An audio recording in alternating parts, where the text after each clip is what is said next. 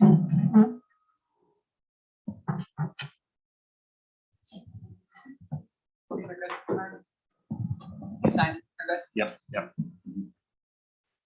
Okay, we are ready to go.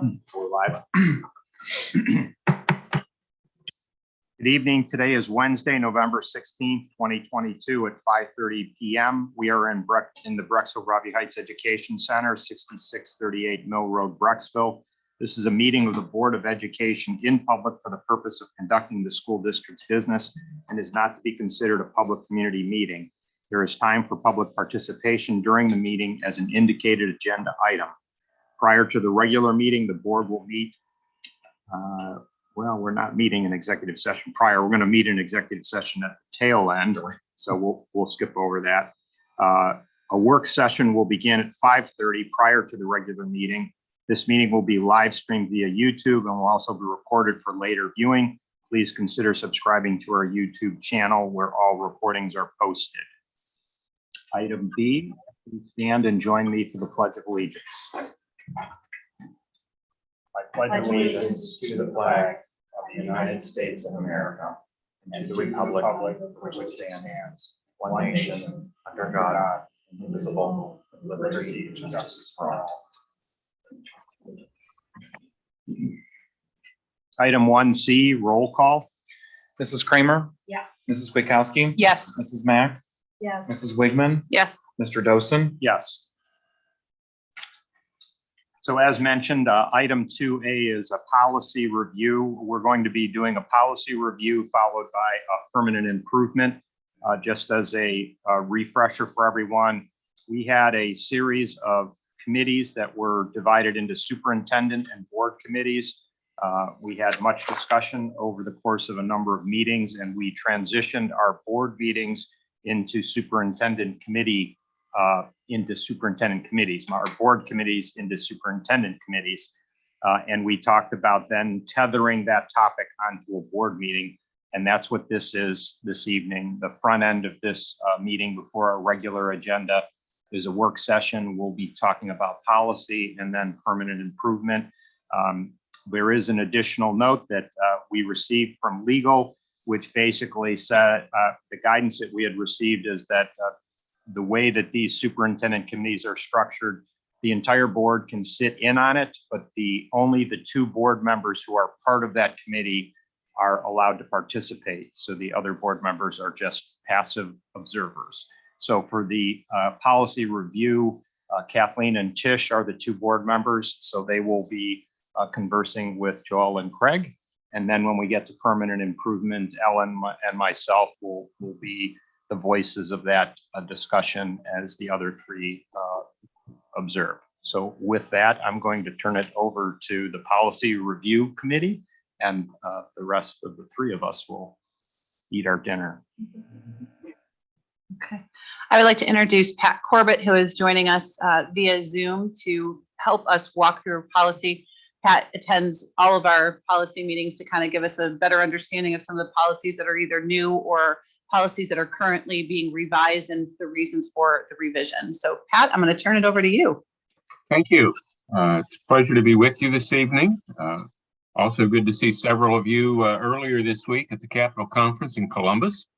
A lot going on down there, and I'm sure you brought some good ideas and some thoughts back with you from that experience. So with that, just dive right into a review of the latest update that we have issued.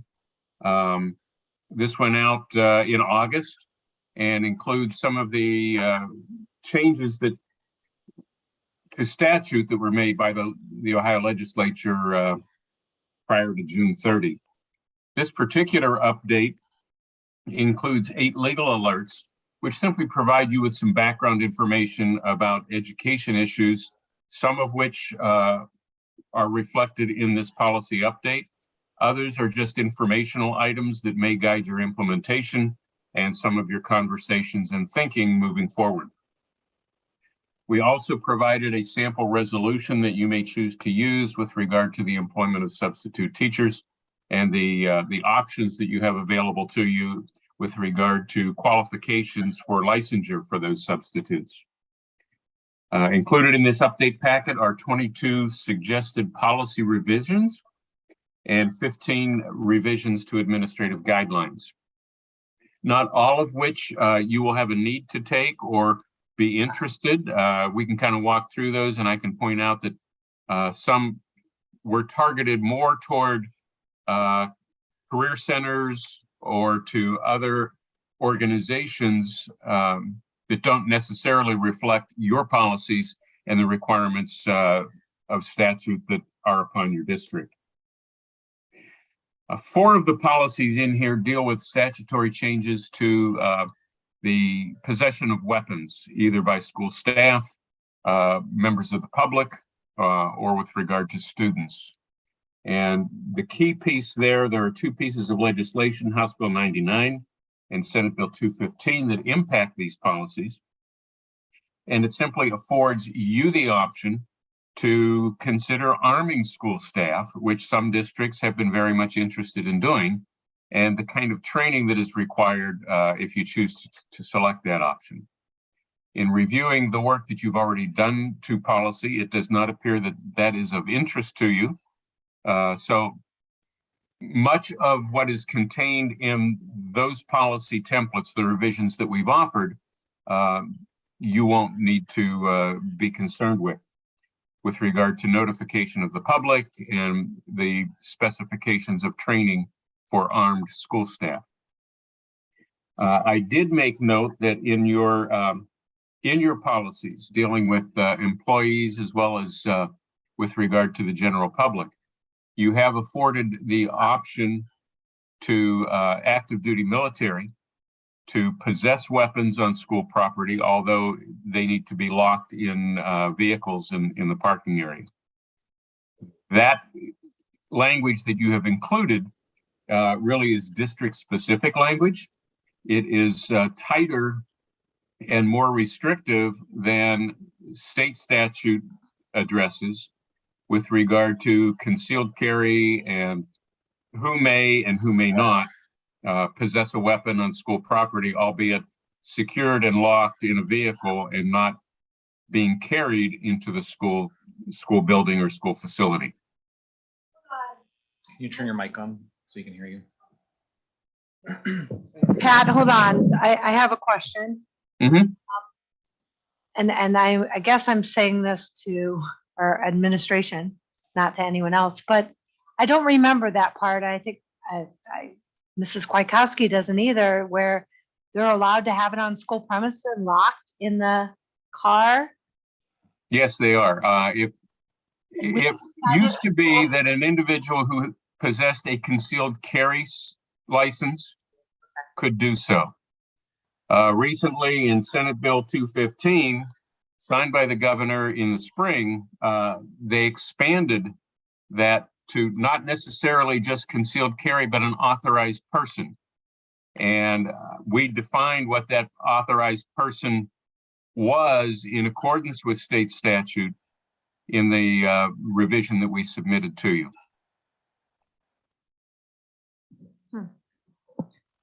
Your language restricts it to active duty military with an authorized military carry. Okay. Thank you for explaining that. Mm-hmm.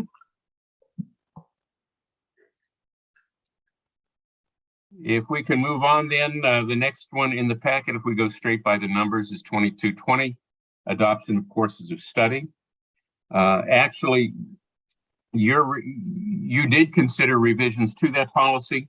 The revisions that we made were targeted more specifically to local school districts who historically were required to work closely with the county office or now the Educational Service Center with regard to courses of study. That provision has been lifted. It never did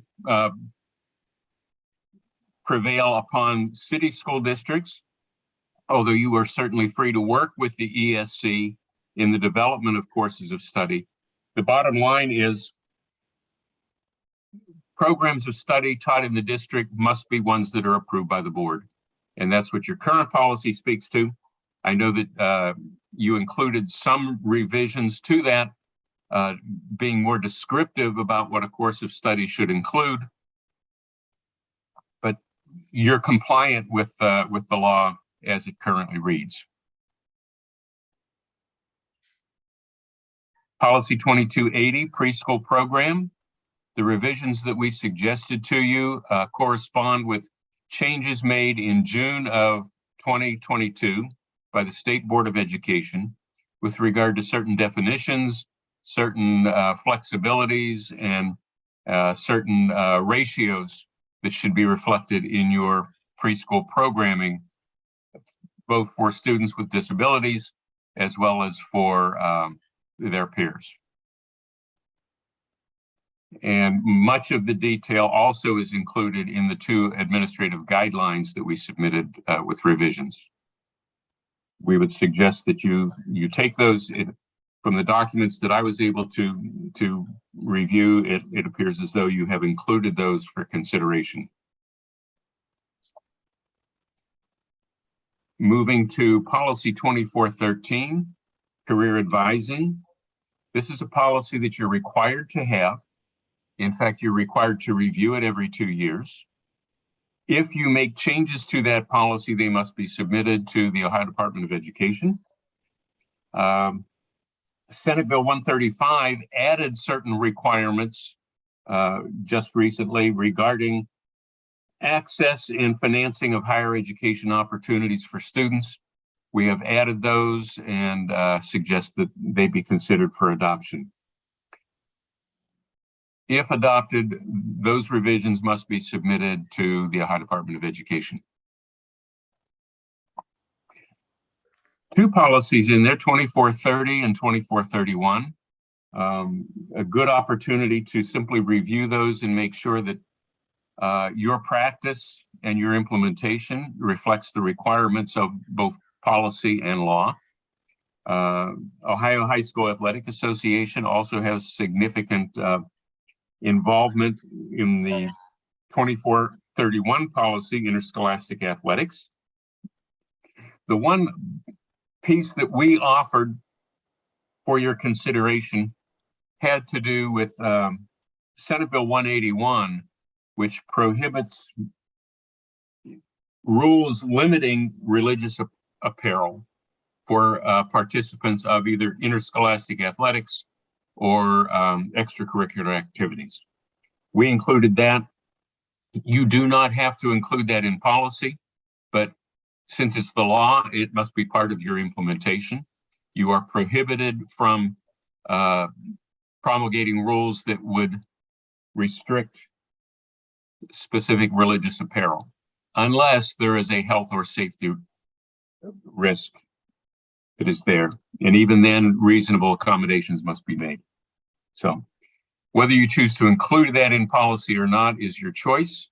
But I noticed that there were some other updating and revisions made in both of those policies.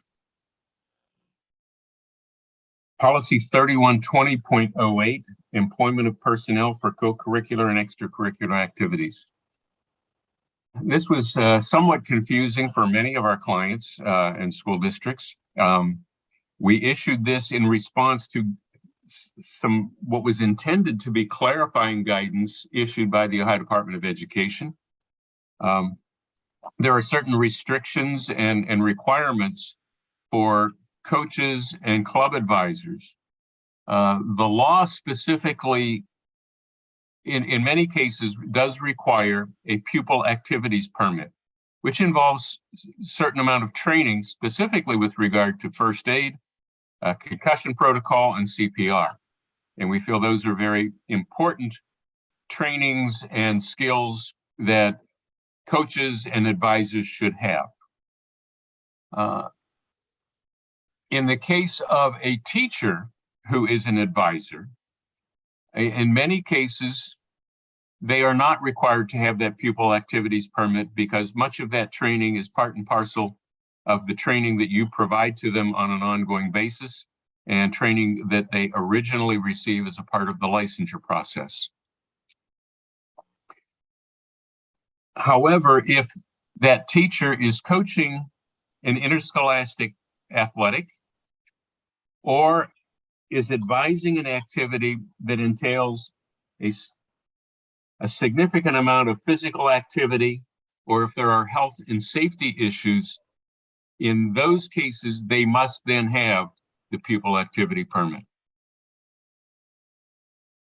So we tried to clarify that with the language revision that we offered, deferring to those who are required to have the permit by law, and others who are required to have that permit by ODE regulation. A question has emerged since, and we'll be issuing further guidance on this topic, and that has to do with volunteers. What are volunteers required to have? And I think to err on the side of safety and health and wellness, the pupil activity permit makes a lot of sense. With regard to interscholastic athletics, OHSAA requires that even volunteer coaches have the pupil activities permit. ODE does not speak to that, but I guess the higher order of the OHSAA has decreed. So this is a new thing, this permit, is that correct?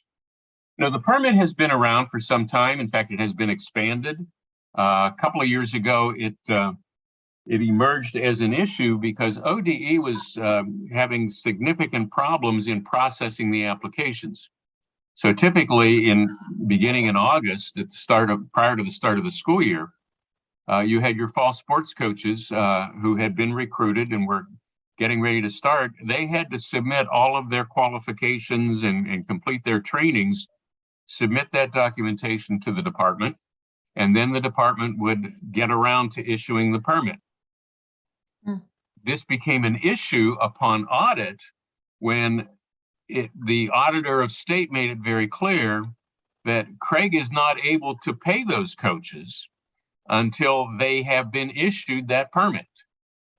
And with the delays that we were seeing out of the department, some of those permits were not getting processed until the end of October or into November. And in some cases, sports like cross country, and sometimes even soccer and others were wrapping up their seasons by the end of October. Coaches expected to be paid for their work. And what was discovered is that some of those permits never were issued. And the auditor of state issued a number of findings for recovery, which is never good news in the district. And I'm sure Craig and Joelle will elaborate on that when given the opportunity. I have another question on this. Okay, but the permits have been around for some time. The credentialing has been ratcheted up, and more training has been tied to that. Okay, so here's the question. So like if we have a coach that does a summer camp in the summertime, does that permit have to be new? So their contract's over, all right? And they've been employed for that time, or does that carry over to that summer camp? That could be carried over. It depends on when during the summer that falls. Okay. And also if it is a board approved camp. Okay. So any volunteers that are at that board approved camp also have to have this permit, correct? Even if they're not the same volunteers that would have happened during the basketball. If it is an OHSAA sanctioned Gotcha. activity. Not a school sponsored activity. So if the school's having a camp and using it as a fundraiser, that's not OHSAA sponsored activity. If it's basketball, that's an OHSAA sport. Okay. And they would prevail over that and require that your volunteers have the permit. And this is a struggle for some, because sometimes just getting the volunteers to help out, albeit supervised with kids, is a challenge. And this is a hurdle for some, but it's a health and safety hurdle that I think you have to weigh very carefully. I think the issue I'm wondering about is when contracts for those supplementals hit, because you have to have the permits in order to offer the contract, right? Correct. Because that's Well, the permit can be in process, but I Okay, believe your policy reads that they cannot be coaching until they have the permit. You can take action to employ, but typically, for example, the fall season coaches don't get paid until the end of that season. right. And the auditor of state watches that payroll piece pretty carefully. So it's not the contract necessarily that's driving it, but it's the payment. So the payment has to proceed. Payment is a piece of that in terms of the enforcement, but I think also the supervision and the health and safety and welfare of students participating in that activity is of critical importance. And I think we all realize that the risks entailed with one of the interscholastic sports versus French club or chess club or something that does not entail significant physical activity or pose a health and safety risk are very different. And this is another, okay, so what's a volunteer? A volunteer is somebody who's selling popcorn, or like it's somebody directly working with our students. Those are areas that you're going to have to define. A volunteer coach is addressed by OHSAA. The Ohio High School Athletic Association does not really speak to ticket takers, concession stand workers, or folks working the gate. Okay. Okay. Moving to policy 5111. And this is one, there are 3 policies in this update that are in here because of a change in state law. House Bill 93 revised the Secretary of State's Safe at Home program. In this program, an employee or a parent can apply to the Secretary of State, particularly if there's a domestic violence situation that has occurred.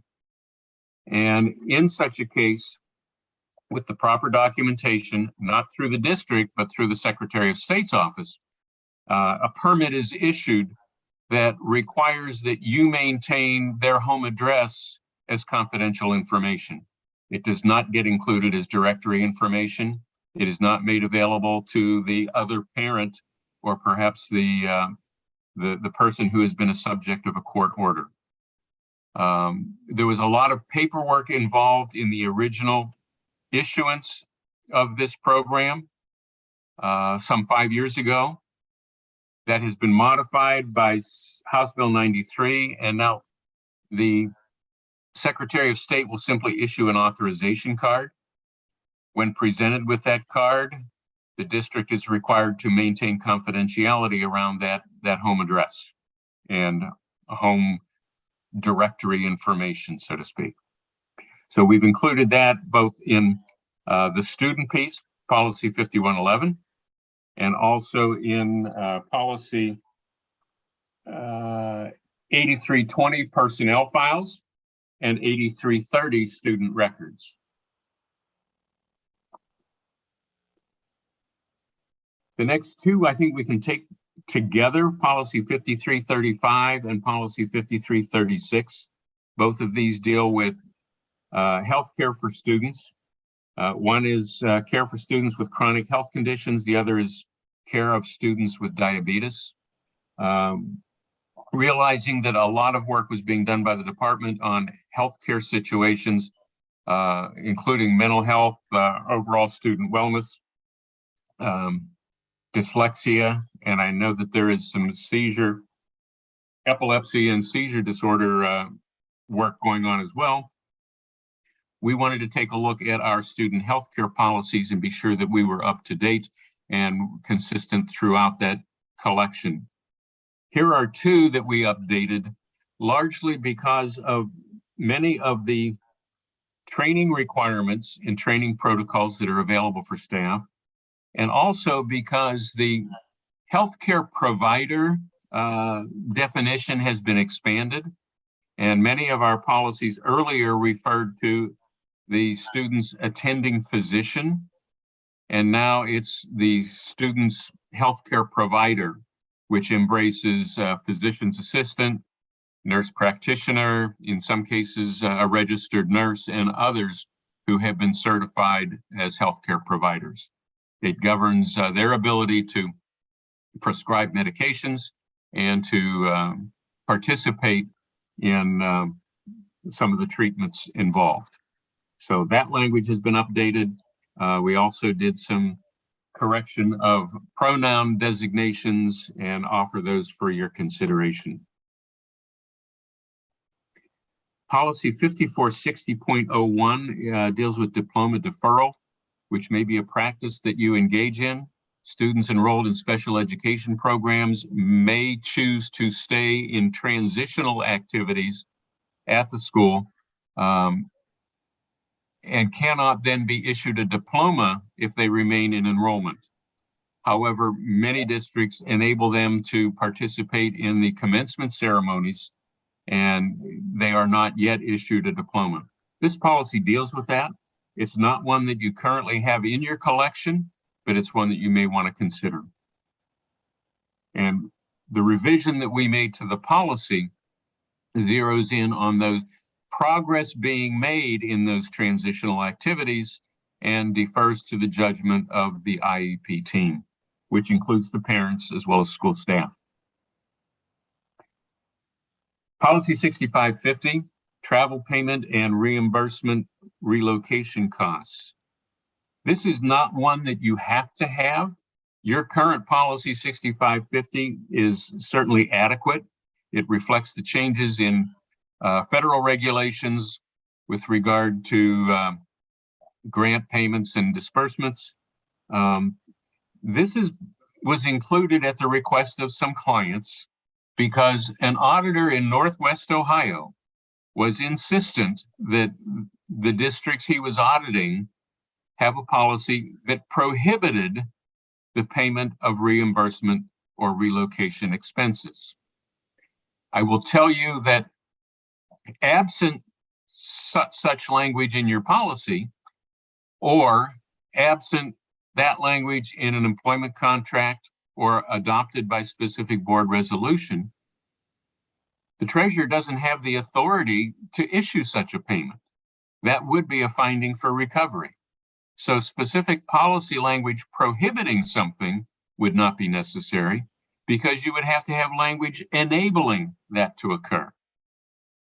That said, the auditor is trying to prohibit a practice that is deemed perfectly legal if processed appropriately, both by the state legislature as well as the federal government. So that's kind of a confusing one. It's not one that I highly recommend, but we provided the language in order to appease the request that was being laid upon several of our clients by the auditor of state. Policy 6700, Fair Labor Standards Act. This also is optional language. It provides policy language that is already covered in the Fair Labor Standards Act and has been in place for the last 7 years. That language speaks to the requirement of any employer, private sector, public sector, school districts included, to make reasonable accommodations for nursing mothers if that employee is a qualified and covered by Fair Labor Standards Act, meaning they're an hourly, overtime eligible employee, which includes a good number of your support staff. We added language if you wish to include it in the policy. We felt the Fair Labor Standards Act, Policy 6700 is the appropriate place to put it, since that's the act that imposes the requirement upon employers. Policy 7440, facility security. Again, this is something that was provided at the request of clients. It is not something that I think you need to have. It was added because clients wanted stronger language that would enable them to use wanding devices in an attempt to detect vaping pens. I would suggest that both in 7440 and 744001, which deals with electronic surveillance, you already have adequate language to cover that. Vaping has become a significant issue in many of our client school districts, not just in Ohio, but elsewhere. And we're having to take a look at vape detection equipment and how that should be appropriately handled, processed, posted, and noticed. So I'm sure we'll see more on that. But if you wish to add language on the wanding, it is there. Policy 744003, small unmanned aircraft systems, otherwise known as drones. This policy was originally provided, I think it was 3 years ago, as drones came into some general use. We provided options for you to minimally control the operation of drones from school property or prohibit them completely. A number of clients took the prohibited and since then have been allowing their use, in fact, including them in some technology classes offered in the district, but also largely in relation to extracurricular activities and the filming of practices, games, all kinds of things. The reason this is included now is that the federal government has once again changed their regulations. In fact, they have now eased up on some of the restrictions that were in place originally. And so we've modified both the policy referencing that regulation change and also the administrative guideline, which goes into detail with regard to licensure, operational standards, where you can and where you cannot utilize a drone. Would mention also that the Ohio High School Athletic Association also has regulations on the operation of drones over sanctioned athletic events and sanctioned OHSAA activities. So we offer that for your consideration. Question 7440, facility security. Is this, did you say this was a new, so it's adopted 2007. There are no changes to this policy, is that? We offered some optional language that would allow you to specifically address wanding. Okay. And in reviewing your document, apparently the staff did not want to add that. Okay. All right, I'm looking at the last two sentences about the superintendent shall report to the board no later than the regular board meeting. Any significant is that new or is No, that? it's not. Okay, thank you. Policy 8210, school calendar. You last adopted yours in June of 2017. At the time we issued a revision. This was offered because career centers through Senate Bill 89 received some greater flexibility with regard to dealing with approval for makeup time due to inclement weather or other factors. It has not changed for school districts, local, city, or exempted village. If you adopt a plan to allow for virtual or what they call blizzard bag take-home makeup activities, you have to submit that plan to the Ohio Department of Education on or before August 1st each year. So we added some language there if you wish to consider it, but you have no more flexibility nor reporting requirements imposed on you now as you did a year ago. Policy 8320 and 8330, personnel files and student records, deal with the safe at home program language that I mentioned when we discussed policy 5111. 8600, transportation, includes the phase-in language that we provided for you a year ago, and also added the reminder that in accordance with state law, if you provide transportation services at the start of the year, you are not able to reduce those services during the course of the school year. I think that is in response to what some districts were forced to make some budget cuts and ended up looking at transportation and making some transportation cuts mid-year in the event that they were not able to secure additional funding. The legislature didn't like that, so now they just prohibited. They didn't give you any more money to deal with the budget problem, but they prohibited reducing transportation services during the school year. The 15 administrative guidelines that we have included in this update correspond to policy revisions that we've suggested. So in some cases, if you choose not to revise the policy language, you would not want to consider revising the guidelines or the procedures. So questions that you have for me? A couple. Last policy, 8600. So transportation for students who are not entitled to transportation under state law will not be reduced after the start of the school year. Who would that be? If you transport, You said that? I'm sorry, I missed that. Okay. yeah, if you transport students within a mile, you can't cut back on that transportation once the school year begins. And I'm guessing you transport a lot more than you are minimally required to by state law. Correct. And a lot of districts, after the November election, if they were unable to pass the levy, were cutting back to state minimums.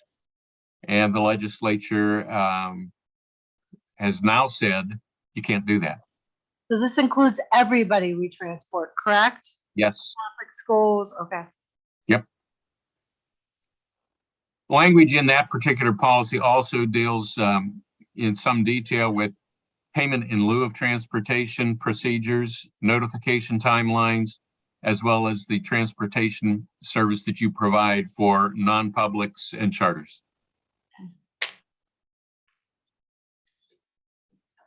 Other questions? Anything else? Oh, it's a lot. Okay. No questions. There's been significant changes in a couple of these, but the transportation ones, the rest of the board should see. Just the mile and the grade requirements, but other than that, no. Yeah, that was, I believe, a district-specific revision to correspond to your implementation and current practice. All right.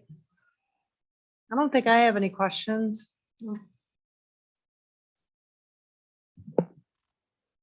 Well, so that you know, we are working hard on the next update already. We're waiting the results of the legislative lame duck session, which promises to send a few more interesting dynamics our way, and we'll share those with you as they evolve. Thank you, Pat. You're welcome. Yep. Good to see all of you. Good to see you. Have a good night. Yeah. Don't hesitate to call if you need anything.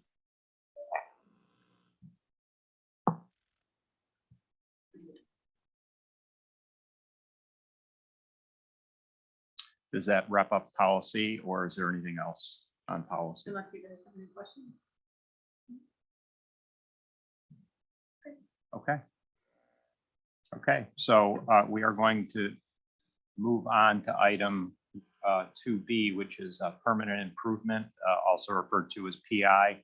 And again, just a reminder, those who might be joining in a little late into our meeting, the policy review and the permanent improvement committees, only the board members who are assigned to those committees are allowed to actively participate. The remaining board members need to passively observe. So on permanent improvement, Ellen and I are the assigned board members, so we will help facilitate the discussion. And Brittany and Tish and Kathleen will passively observe.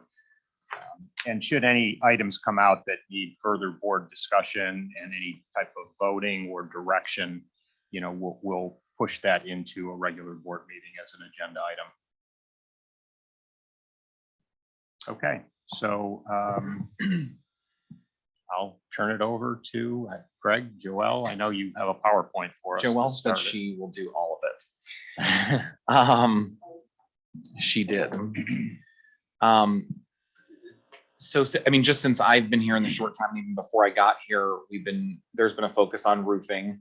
One of the things that we talked about prior to, we've done a lot of roofing over the past couple of years. And so we wanted to kind of get another survey, because as that previous survey, which I think was done maybe in 17, was done, the roofs have gotten older and have changed. So we did update that roofing survey from one of our consultants. It's here to look at, for people that want to really look at it. I mean, it's extensive and it does monitor all the buildings. We have some good news and some bad news. I was like, oh, it's all sideways. So anyways, not too important about it, but like look at it and see if you have any questions about it, I guess. But there's a significant section, which I'll go to the presentation part of this, that we can kind of focus in on, I guess, with the high school, but we'll kind of get there in just a second.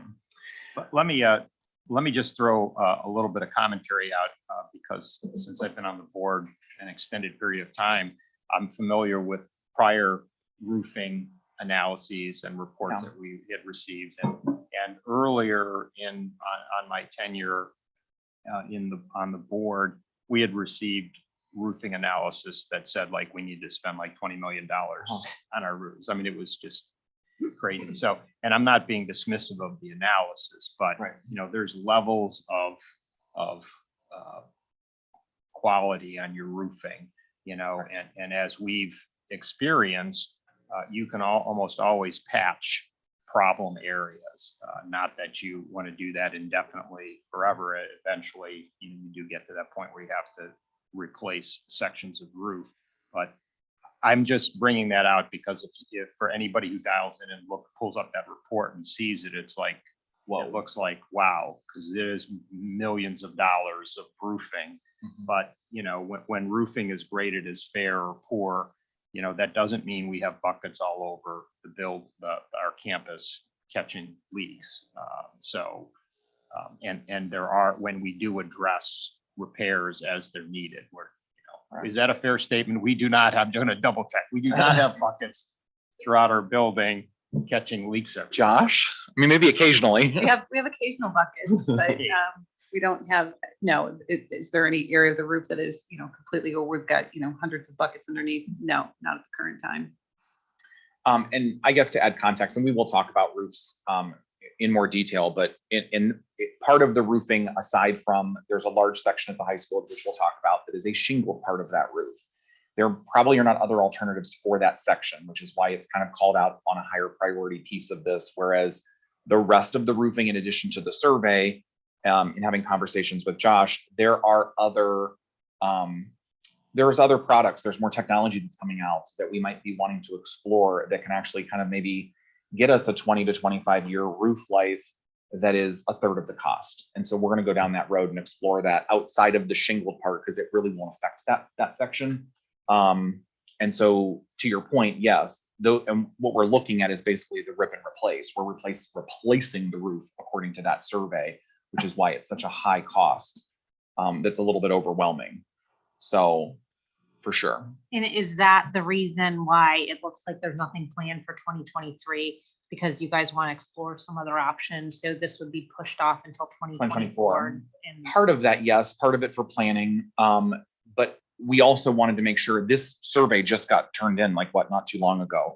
And we kind of wanted to take a quick pause to get the new survey anyways, after we reassessed, because we have done so much work on the roof over the past several years.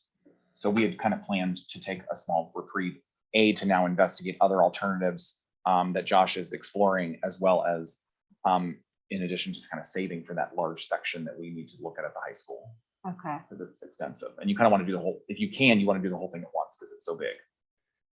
And we have been doing roofing ongoing for many Yearly. years, especially Yeah. recently when we did a lot of the HVAC work, we tied some roofing into that. Mhm. So it's not a question where we do nothing and then all of a sudden we do massive projects, but Right. so roofing is kind of, especially with the age of some of our buildings, is kind of always on the list. Correct. And it floats in priority based on Yes. available. I think we've done funds. 4 million in the years I've been here already in roofing, which is extensive in less than 3 years. I think that's a lot of roofing. Right. So I think like the goals for today, I think is to update and finalize the priority list. So I do we're going to take like a second look. We're going to look at the priority list, talk about it, and it's also appearing at the end of the presentation again. So we can also have time to adjust if there's some other feedback. Ideally back into the priorities of the budget based on the priority, implement projects based on priority over the next 18 months. And the things that I also think we should probably talk about are inflation, supply chain, and timing of when the work can be done with the least disruptions if possible. So we're going to need time to then implement the plan basically. So let's come up with what the plan is over the next 18 months, maybe 24 months even, and prioritize those items. And then we can kind of get working on some of those. This is a recap of kind of what we've accomplished over 22-23. Some of this is still in progress, but the track resurfacing is basically at closeout. We just, it's possibly going to get restriped this in the spring, just because there was some issues. It just got power washed. That was completed, right? I think, yeah, it just got power washed with a couple of areas that were of concern. And so they may do a full restripe or a partial restripe in the spring, but that's basically done. Tennis court replacement with ADA compliance, that is basically done as well. Asphalt repairs and restriping, we've done that throughout the district. As we did a lot of restriping as well with the new bus traffic flow patterns and stuff with parents and buses. We've done a lot of that work. High school cafeteria tables were all replaced. That is all new up there. We did high school roofing over the summer. About $750,000, almost $800,000 worth of roofing was done this past summer at the high school. That was what, the gym and part of the auditorium. We have one curriculum purchases. I skipped one. Dave's department is still analyzing this. They've not spent all of their budget, but they have spent about $100,000, sorry, on curriculum purchases for this school year. He has a little bit more in what he's budgeted, and they're still trying to finalize some of those pieces. Regular ed bus should be coming, I think, in the spring, and then a special ed bus, same thing, coming in the spring. We just completed about $30,000 worth of softball and baseball landscape renovations to, I think it was leveling out the field, correct? It was, yeah. We completed a high school storage project. So we've added some additional storage at the high school to accommodate things like gymnastics, as well as other equipment that we have to be stored. We're currently looking at, because this was budgeted for this year, we're assessing this as the high school, middle school PA replacement. We do have some quotes and we're kind of moving forward on this. It kind of took a pause for a brief moment, but now we're trying to reignite that and try to still get that completed by the end of the school year if we can. But that is still to come. And then also masonry work. This was also scheduled. I don't know. We have to do more follow-up on this. If we're doing it, then what masonry work we'll be doing this year. So that is still to come. And then also we have the additional parking lot, which is a little bit delayed, but I am assured that it'll be done by Thanksgiving, right after Thanksgiving. So I think they're going to be laying stone next week and then paving it the following week is the plan. Is the masonry work there, the high school, the middle school, which building is that? I believe it was just specified as district wide, so it'd be middle school and high school. I believe there was some stuff done here, but that's already done. In the high school, there's 2 parapet walls right behind the kitchen in the auditorium. Those are to the areas. Okay. So the parking lot, do we have concerns given the weather forecast? Well, I asked that question too. They said no. So they said it's because I said, are we going to get stuck in a situation like that? So those would not be my words, but I did ask that question and he said, that was just, actually, I called him on the way home from Capitol Conference. And he said, no, it will be done. Because I was like, are we going to have to sit there with gravel till spring or something? And he said no. So fingers crossed, I guess. Okay. So the ongoing needs, as you know, we've kind of like gone hit or miss with different things. And so we have ongoing needs for busing. I think we're going to look at taking 1 to 2 years off of bus purchasing, given the age of our fleet that we currently have and the excess buses that we currently have. So we're starting to look at this area as well. We have about 60 buses. I think we're 59 or 60. And the state typically recommends that you have 10% of your fleet as spare buses, which for us of what we're using, which is 40 buses. So we should have 4 spares. We have like 14 spares, actually more than that. So we almost have 20 spare buses. So we're going to be looking at that. Now, granted, if we would get more bus drivers, we still have capacity to look at keeping some of those. We're not like offloading buses, but there is not really a need, at least for the next year, possibly 2. And we may look at actually selling or auctioning some of our older buses that we have to kind of bring that number a little bit down. It's also obviously, as those buses get older, it creates more demands for our mechanics to keep taking care of those buses as they're just sitting outside basically, which is not good for any vehicle. So we are looking at we will not be doing a spring or possibly a fall, probably because we have to also be careful with this because we need to time it correctly because buses right now are about 1.5 years out.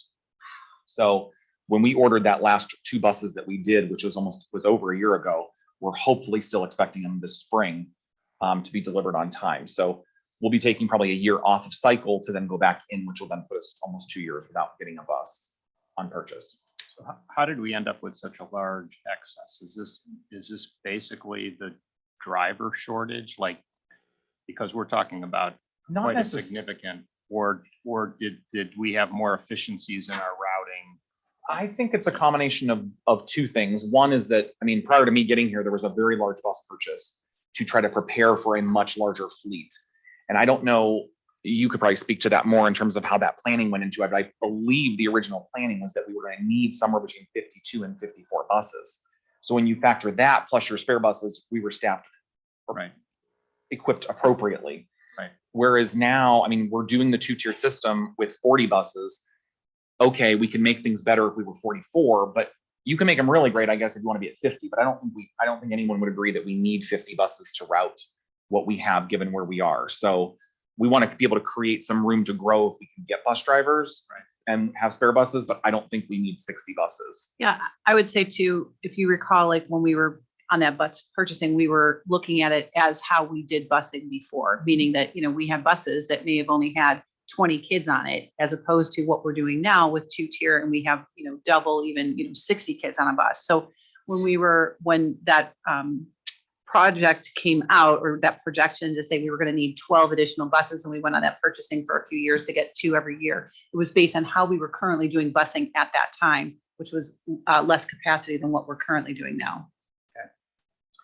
The other thing that we, obviously use PI money for is curriculum, which is an ongoing need in the district. So Dave's team, in addition to this year, he's taken actually 2 years off of almost purchasing no curriculum since we had the Fontes and Pinnell adoption. So he's looking at any future adoptions that we have and just trying to prepare us. So just kind of keeping that on the radar to make sure we don't forego curriculum adoptions in lieu of other things that we have.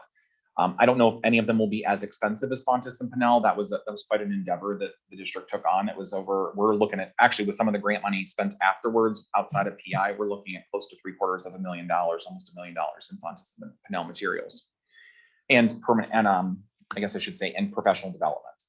So that was a very big adoption.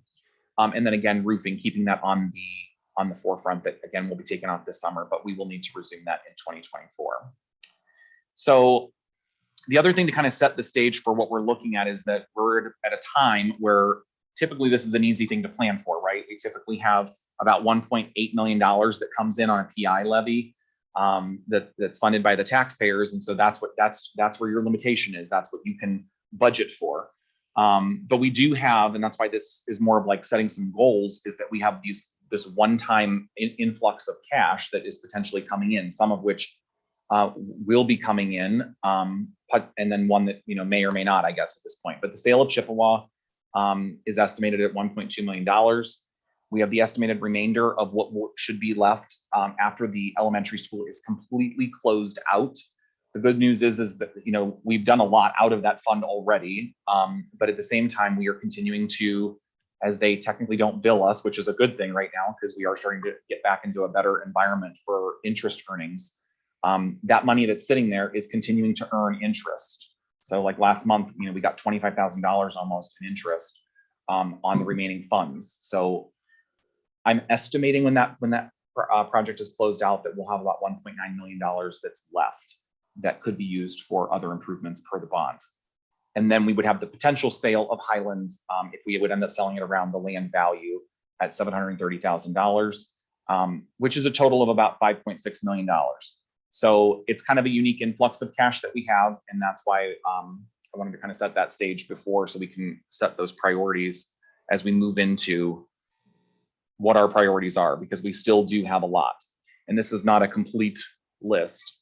So I'll list some other stuff later, but in conversations that Joelle and I have had, these are some of the things that we've talked about and what are recommended priorities. And again, we can come back to this list and reprioritize based on the discussion that we have. So we'll probably spend more time on here, but the items that we have listed here are the third access point to this main campus, which we've talked about at a couple board meetings and seeing where that goes. I think that it's still proving to be something that would be helpful on the campus, both for big athletic events as well as the day-to-day travel.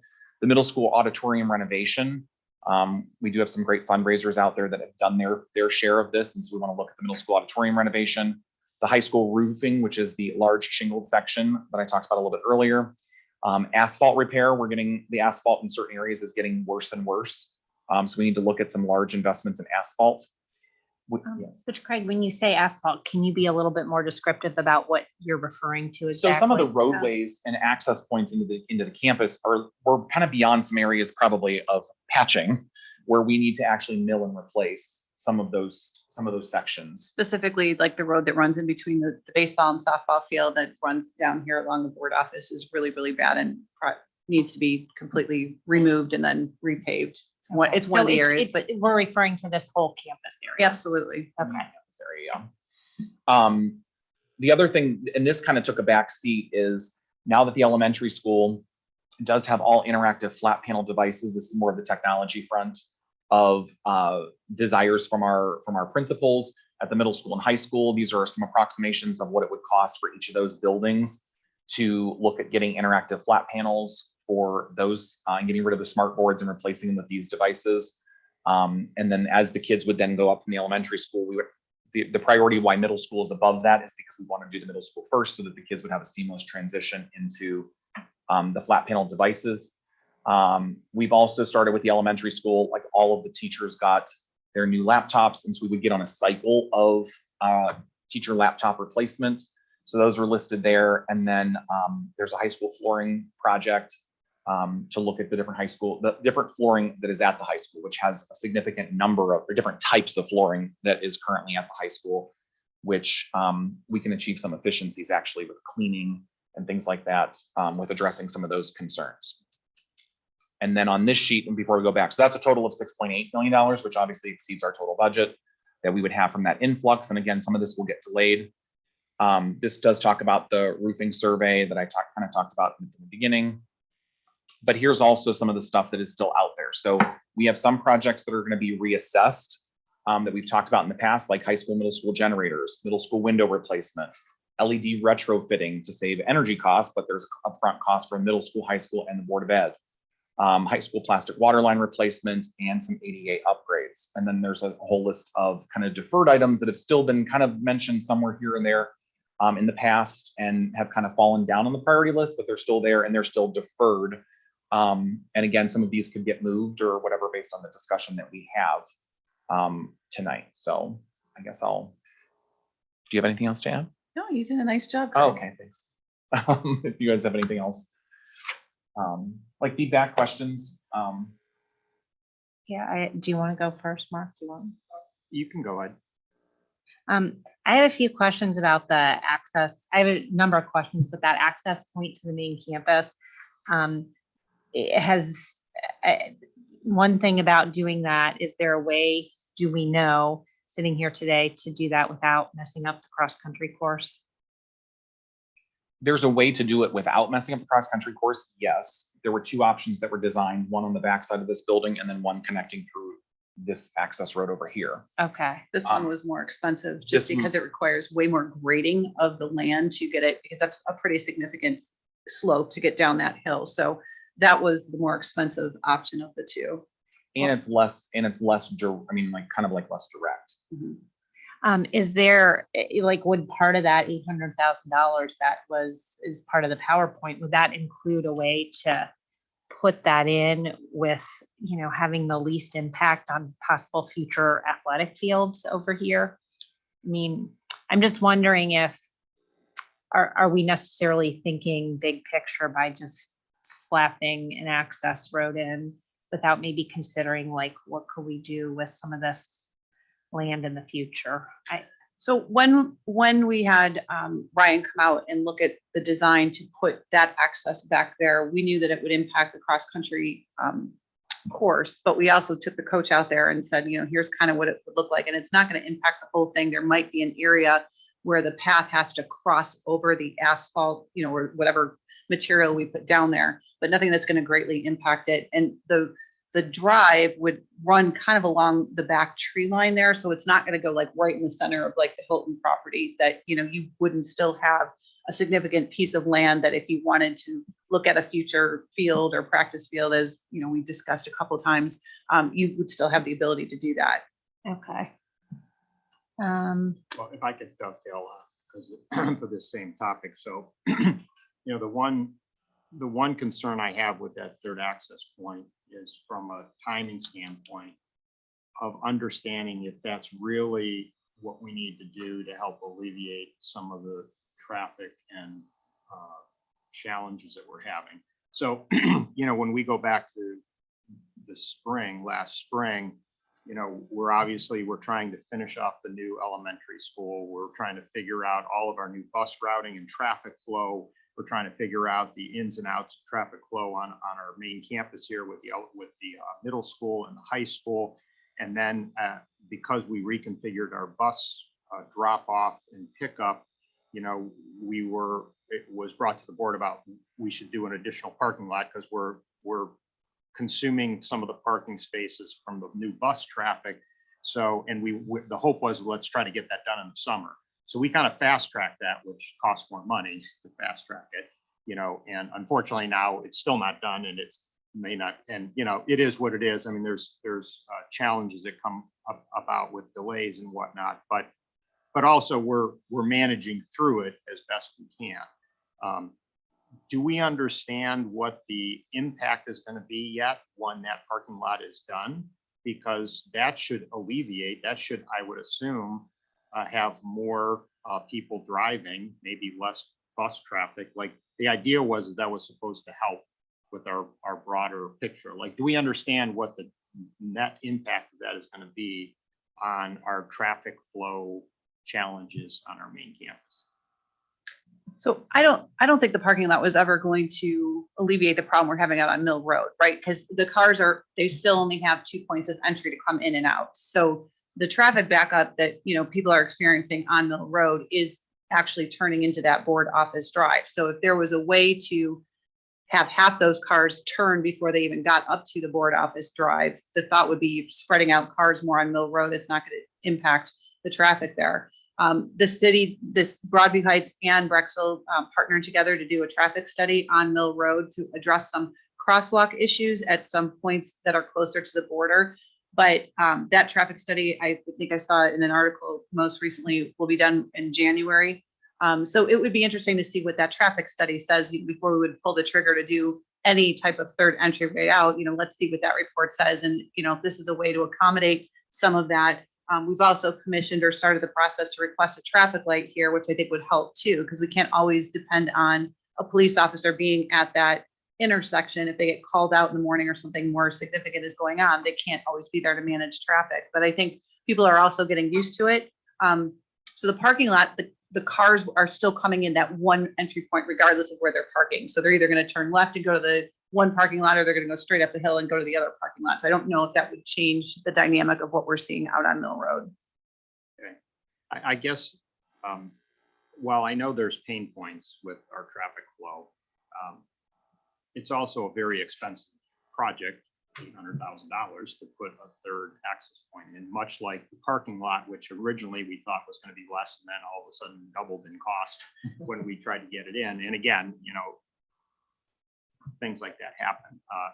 But I guess I would want, I'm concerned that we've moved too fast. Like I saw that, and I know that's just a recommended priority. It's a recommended priority list, and part of this is our discussion. Should that be number one?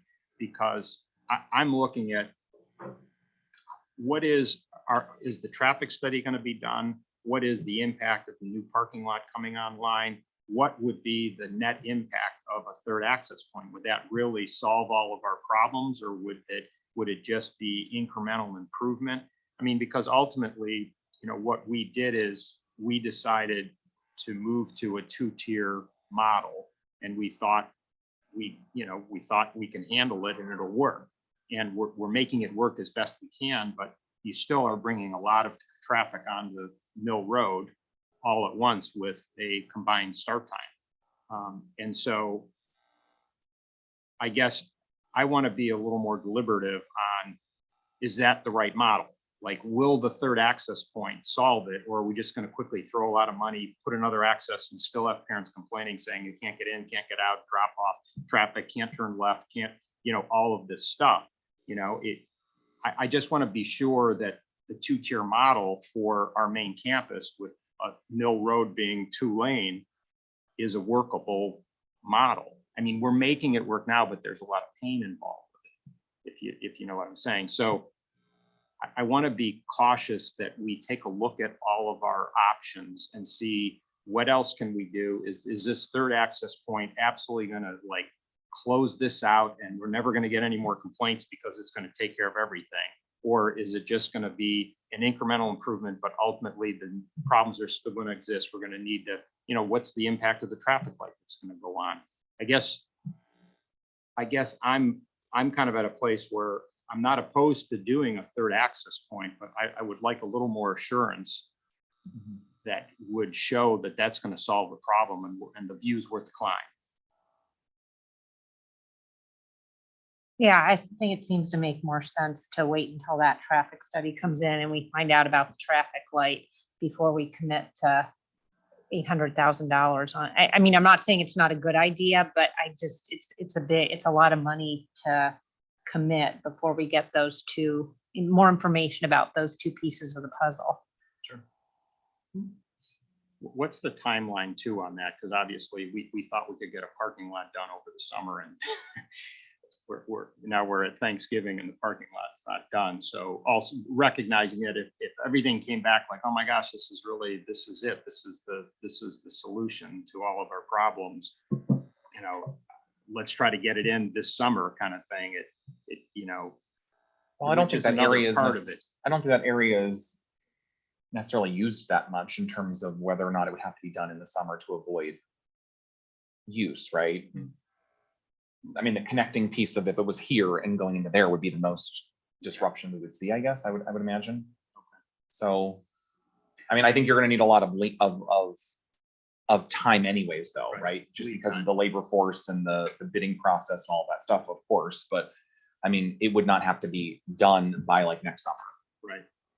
And well, when we went and had Ryan kind of, you know, give us a ballpark of cost on it, you know, we didn't pursue it any farther because, again, it's not a decision that the board had made. We were just fact gathering, getting information, say, okay, if we were doing this, this is how much it would cost. We didn't go any farther to say, okay, what's the timeline? If we did this in the spring, how long would the project last? We didn't do any of that, but we can get that information to say, you know, approximately a project like this, how long would it take? What's our runway in terms of like when we'd have to go out to bid for this if we wanted it done by X time? We just didn't take that next step yet until after we've had our meeting to kind of figure out if it's even something we want to pursue before we put any more time and energy into it. So. Yeah, and I guess on that broader topic, and again, this is just the PI committee, so you know the board will weigh in too on something big like, are we going to do a third access point or not? But you know, I guess it would be helpful to see some analysis and some options put on the table. Is like where is the major problem and what are the options to fix it? Is it traffic light? Okay, we have a traffic light coming. Is it a policeman permanently stationed in the morning and the afternoon? Is it is it making some other kinds of adjustments? Is it changing bus traffic flow, car traffic flow? Like, did we really vet out all of the possible alternatives, and put them on the table and say, okay, here are the things we can do. And then what is our litmus test for success, right? So what ultimately is it? Is it that, a parent shouldn't have to wait more than 20 minutes in a line of traffic? Or is it, do you know what I'm saying? Like, I don't know how do you define success, right? So I think as we look at our traffic flow at our main campus and we look at possible options, we're already doing the parking lot. Hopefully that comes online soon. We've got the traffic light coming. That's great. We have a traffic study coming. Okay, good. Hopefully that construction on 21 finishes up, right? Because that's a mess over there too. That was supposed to be done September 18th, so. So maybe, we see how all this stuff settles in, as well as then we reconvene and look and say, what else can we do? Where are the main pain points? What other options do we have? And maybe this third access point is part of a menu of options of things we could do, right? Including what would it, is the two-tier model the right answer for this campus? And I'm not suggesting it's not. I'm just saying, let's put it all on the table, right? Because we could go ahead and spend another $1 million, put a third access point in, and still potentially have problems where people just aren't happy with it, and there's still issues. And maybe the solution is we need to go back to 3-tier and not 2-tier. And I don't know what the answer is. I'm just saying we've introduced so much change this year with the opening of the new elementary school, with the combination of start time and going to a 2-tier model, with new bus traffic, new traffic patterns, all of this stuff. It'd be good to kind of see if we've really hit the optimum alignment of how we're supposed to do all this, and see if we can make it work, without necessarily putting a third access point in it, if we can. I have a couple more questions. Can you refresh my memory, if you know off the top of your head, what the appraised value of Hilton came out to be when we had the appraisal done last year? I'm sorry, I don't recall. I don't recall either. Did we do Okay. it separately? I mean, I don't know if we did. I feel thought like we the didn't do appraisal that. came with the whole parcel. I don't know if we separated it off and just did, the parcel from like the bottom of the hill, because it's all one parcel of land. So when they did the appraisal, they appraised the parcel and not just the land that Hilton's on. Okay, I feel like we didn't do it the same as we did with Chippewa or Highland. okay, all right. So that's one question. The I other, guess so, Ellen, just out of curiosity, because, the board had looked at what do we want to do with all of our properties, and there seemed to be a pretty strong sense that we want to hold on to Hilton. I'm just asking just to, again, to continue to like rethink things. I mean, I was completely on board with that as well, but I'm just curious how that came out, and, Okay. that's all. Okay.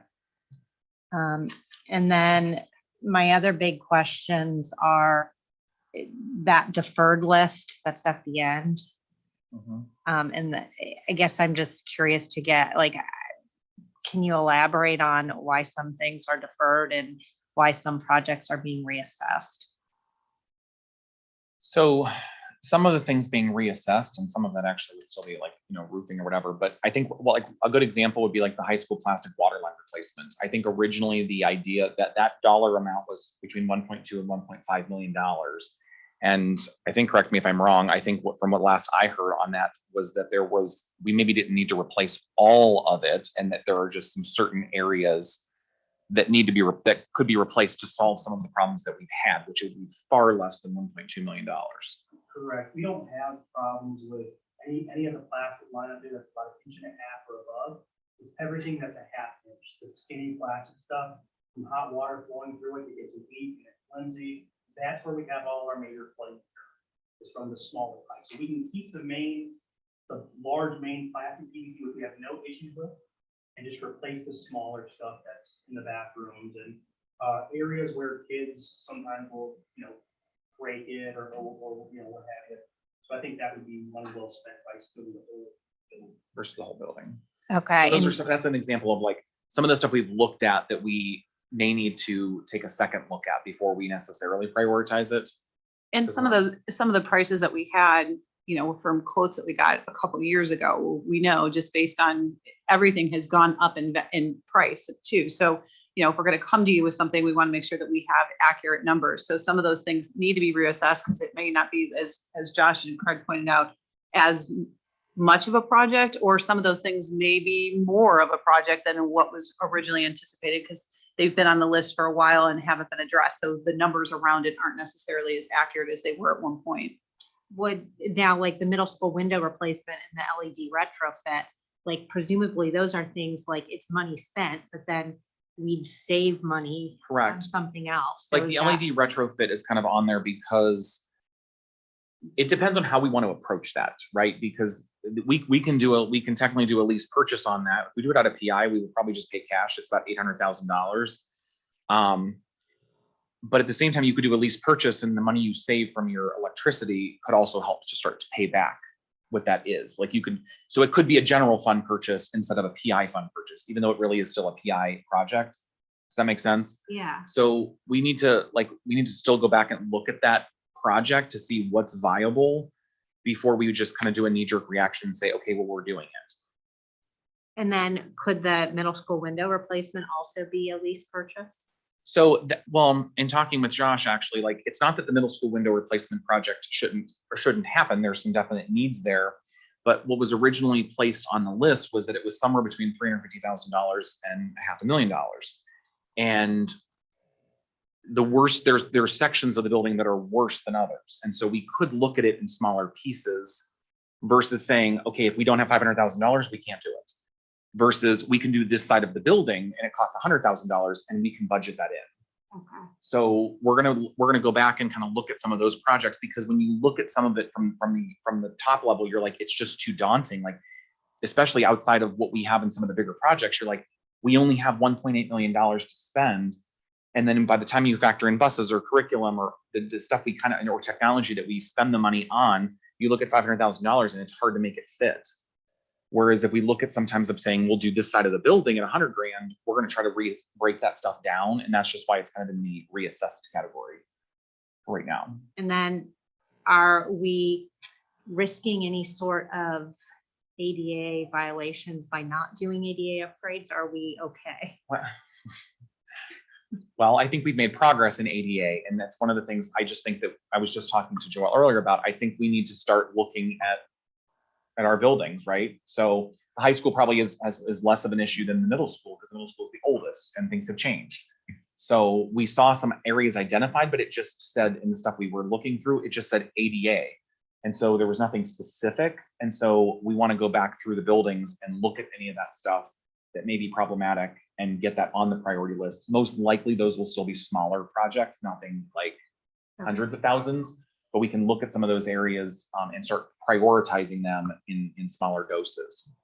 But to Ellen's question though, and I think we've experienced this in multiple situations, the bleacher seating being a more recent one, where the old bleachers were not ADA compliant, but they were grandfathered in. We didn't have to go out and spend the money to fix them. But once we were going to redo the bleachers, the new bleachers had to be ADA compliant, much like the parking lot by the softball field and whatnot. So I assume some of the areas in our building that may not be ADA compliant are grandfathered in because we were within code when it was built. And when we redo it, then we have to bring it up to ADA. Is that your understanding? Probably in most cases, yes, I would say that would be accurate. I mean, a neighborhood district was just on the news with, they have a building that's just not ADA compliant with wheelchair access. Right. So that's something they're still allowed to do, but you have to still accommodate. Right. And I know there was another slide that was discussion topics too, but I'm going to step back to with this discussion about our priorities and the things that are kind of on the top 10 list, if you will, and what do we want to get done in the next 18 months. I mean, we're undergoing some realignment in business services area. And so, we're in a transitionary period right now about, how we're managing all of our business services. And, in the past with PI, we had a 5-year plan that was rolling. So, we knew, hey, we're getting $1.8 million in. So here's what our plan was. So at least there was some sense of here's what we're going to spend each year. Next year, we're not going to spend anything at the Board of Ed, but 3 years from now, we're going to redo flooring, roofing to our best estimate. And then the PI committee, we would refresh that list, right? And things pop up on priority that's like, hey, we got to do roofing. Roofing is becoming more critical, or windows, or buses, or what have you. And so, and I get, because we're in a bit of a transition period now, but we also don't have that 5-year plan, updated. And so I'm wondering, as we sit here today and try to figure out what are we doing going forward, if we might not put our focus on what are the high priority things we really need to get done in the next 12 months, right? Where we need to start thinking about getting out to bid and hitting pause on some of the other stuff until we understand better how do we want to align our business services and how do we want to do all of this? Because ultimately we do want to have more of a 5-year plan. So you can look and say, hey, we got 1.8 million a year. That's a decent amount of money, but there's a lot of needs in the district. And, maybe the flooring, we don't spend a $1.5 million 1 year in flooring. Maybe it's 500, or what have you. So have you guys had any discussions about that? Yeah. We have had discussions about that, because that $1.5 million was quite an eye opener for flooring. I mean, yeah, and I think that's where I know we've had a 5-year plan, and we can put some of these on a 5-year plan, but the point of this was to say, here's what we think are some of the priorities right now. Where are you comfortable seeing them, over the next couple of years? And so we can do that. I think, in this transition of business services, I think Craig and Josh and myself have done a pretty good job of managing, and it's also given us time to kind of delve into some things that, we didn't get into as much detail as we should have. And so, I think that's why you see some things on a reassessment list. There's why some things that are moved to a deferred list. And then, this was kind of in conversations with, everyone involved. These are the things that we thought were pretty important, and why we are in this very unique situation where this is a large sum of money that we're going to have now. Do we check off some of those things while we can, and then plan the 5-year based on that 1.8 million moving forward? But here's the pot of money we have, today. Here's the things that we think, are on the priority list, and then plan the next 4 years with that 1.8 moving out that way. And so our goal today was to look at this and, determine, is this the recommended priority? And if not, what is your feedback on what that priority list should look like? And then we can move from there, knowing that that's our budget of 5.6, one-time money. Let's get some things off, and then take a 5-year plan for the next line of projects. Right. So what I think I would suggest, I know we have about 5 or 6 minutes left, is there's a discussion topic slide, which I want to get to. And then the last slide is just a revisit of your recommended priority list. And maybe we can talk about where we think we should be on that. And so the one thing that we haven't talked about yet, and it's on the slide, which is Hilton Elementary School. And, the original plan when we went out to the voters for new money for a bond issue was to offline our old schools and take them down because they're old, asbestos, whatnot. Chippewa Central, that didn't come to pass because we traded it to the city of Brecksville in kind of that collaborative arrangement, and that all worked out great. So the city has to figure out what they would like to do with Central. Chippewa is sold, and we're finalizing that. Highland is going out for another round of bidding now that the voters of Brecksville passed the rezoning of that Highland property. So hopefully that generates some interest, and that will get sold, meaning we don't have to deal with building. Whoever buys it would get the land and the building and have to deal with it. And that leaves us with Hilton. And the board in prior discussions had expressed a strong desire to retain the Hilton property because it's part of our bigger campus. So not carve it off and sell it, but just retain it, which then the question became, we have to circle back and decide what do we want to do with the building. The building's still very old. We don't have a need for it.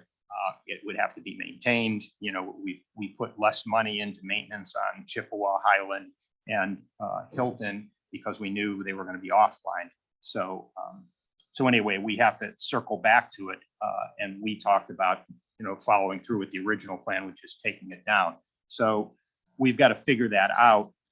And that's something that maybe the board needs to tee up at our next meeting, to have a conversation with it, to provide some direction, and find out, is there anything we can do with that building that would make sense other than take it down? And, maybe that's something we can come back next month and have an agenda item to talk about Hilton. And if there's anything any proposals for what we can do with that building other than take it down. And if there is not, and the board gives direction to take it down, then obviously there's money that's going to be allocated to have to demo Hilton.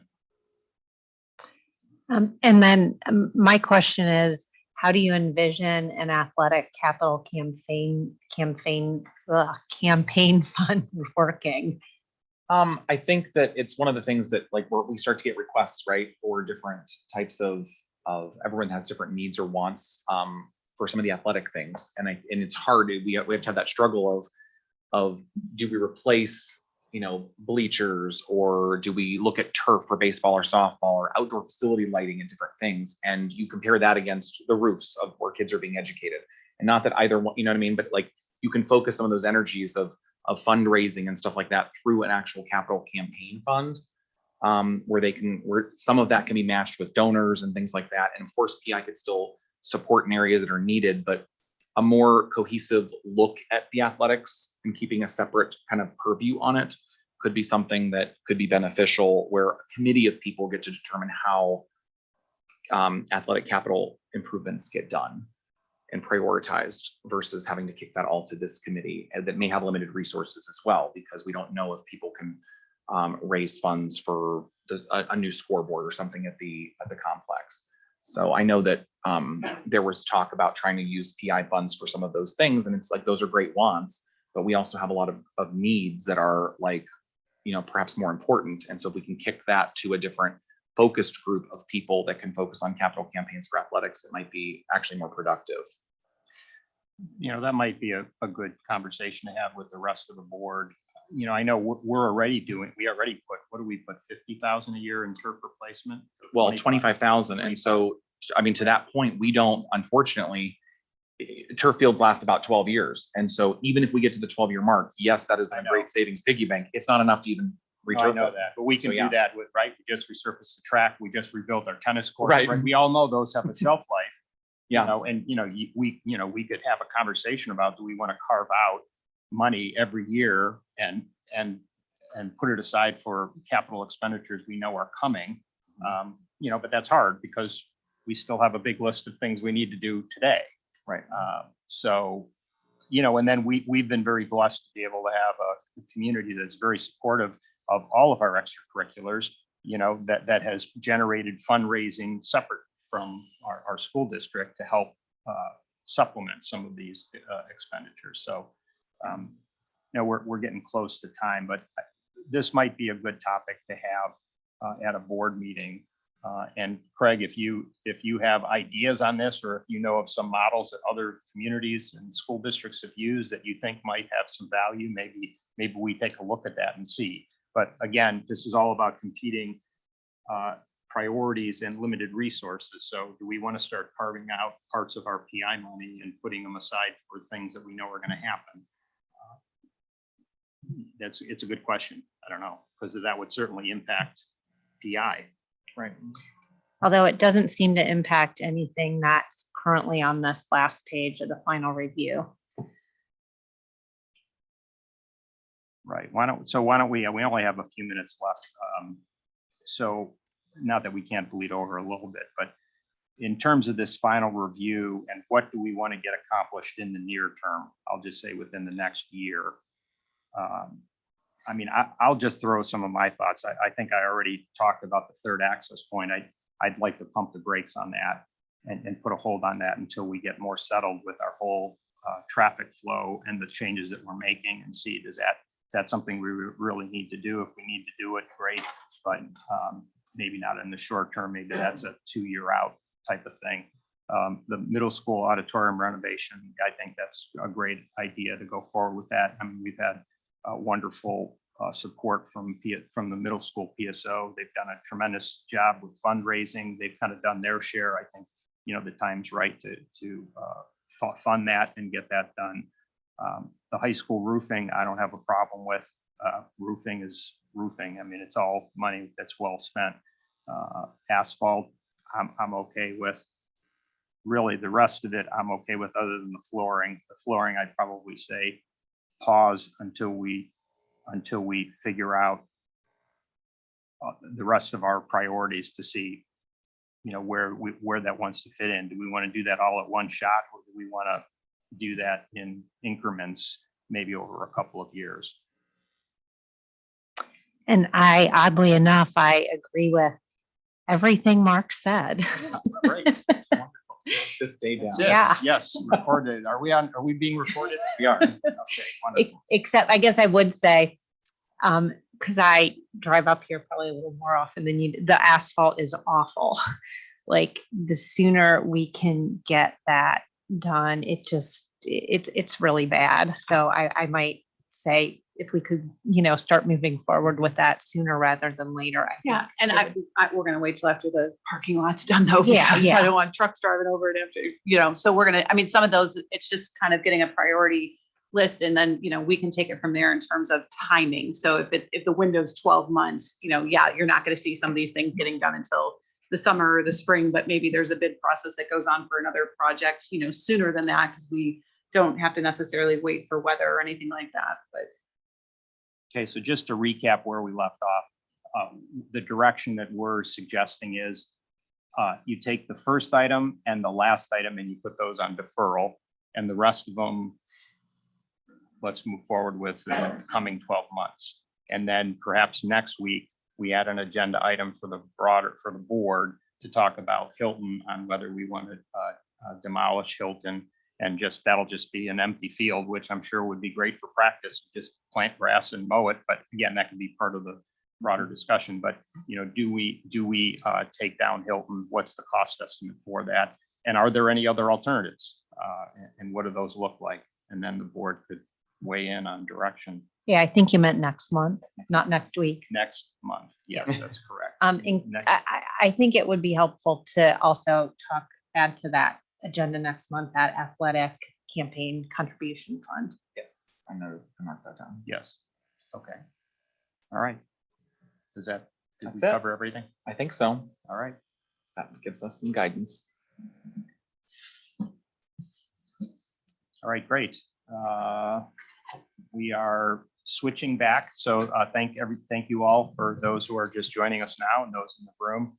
We are reconvening with our regular meeting. We just finished up a work session where we talked about policy and permanent improvement. And PI, or permanent improvement, are capital expenditures, so things that are going to last 5 years or more. Usually those are things like buildings, roofs, windows, asphalt, those types of things.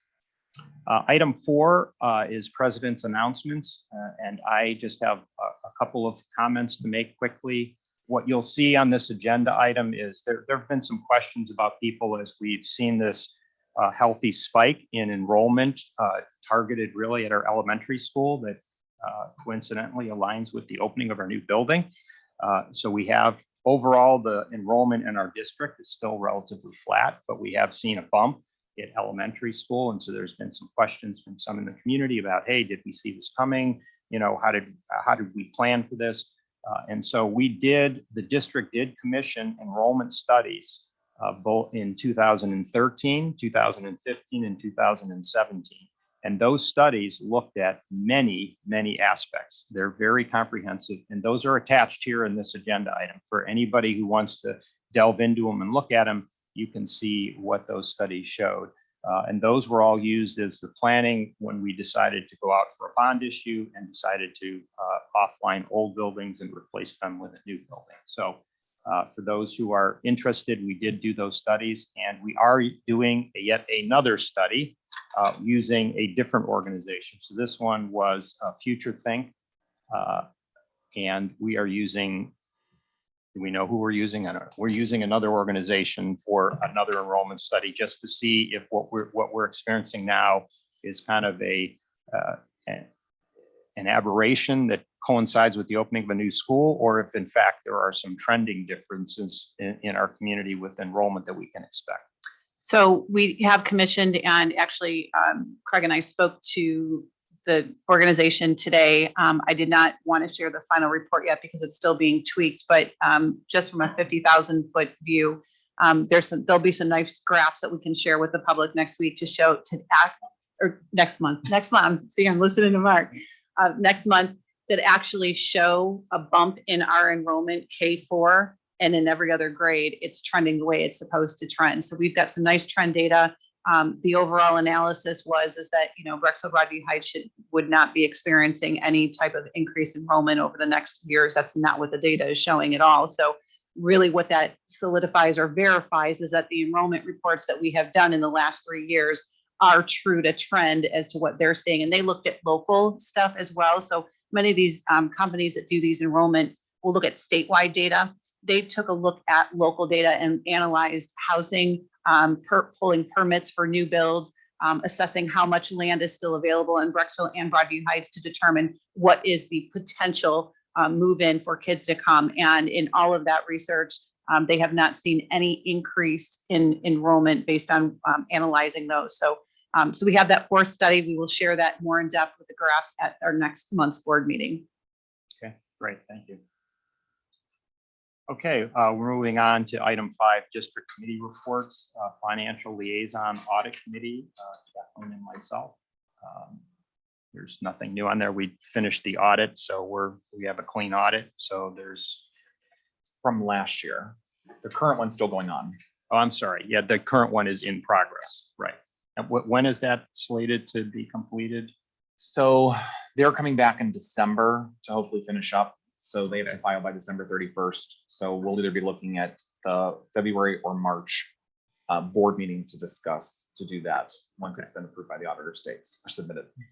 Okay, very good.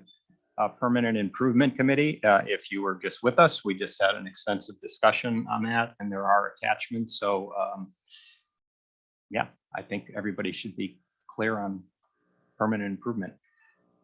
Board Policy Committee. Kathleen, Tish, you guys just had that meeting too. Any comments? Okay.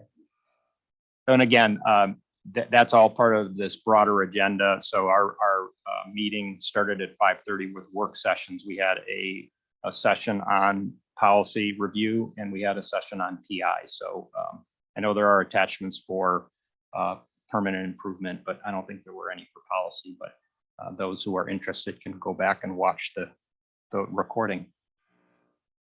Transportation appeals, myself, we have not had any.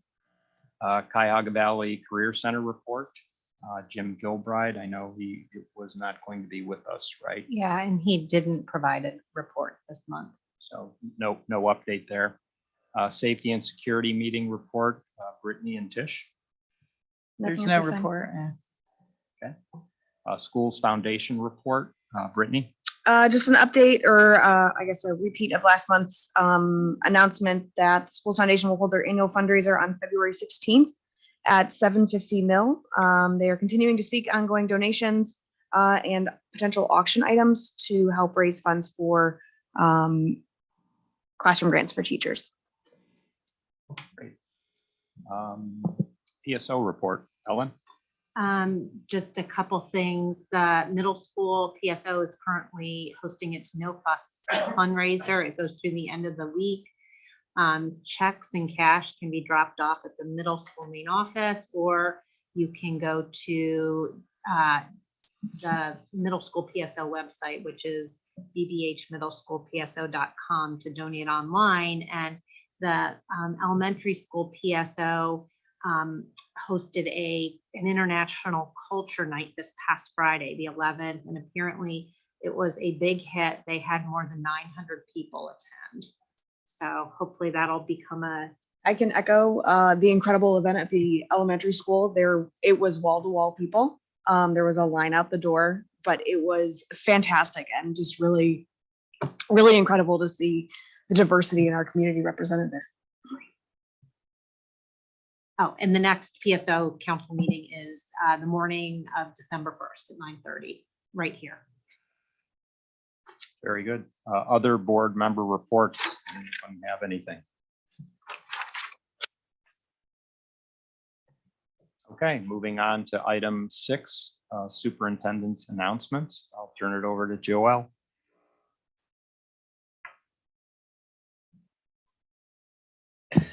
Thank you. We have a couple presentations we'd like to make to you today. First, I would like to recognize Jacob Lee. Come on up, Jacob. Lee. Okay, Jacob Lee. So do you want to tell everyone what you've done and why you're being recognized, or do you want me to tell everyone why you're being recognized? Doesn't matter. All right, you tell. Sounds better from you anyway. So I achieved the rank of Eagle Scout. So for my Eagle project, I completed building a picnic table, building the plans for that, as well as refurbishing 4 benches in downtown Cleveland for senior apartment living. Wonderful. Where is the picnic? Is the picnic table also used at the same Yeah. housing complex? Great. Can I read a little bit more about you? Yeah. Okay. He's got a lot more things that this young gentleman has done.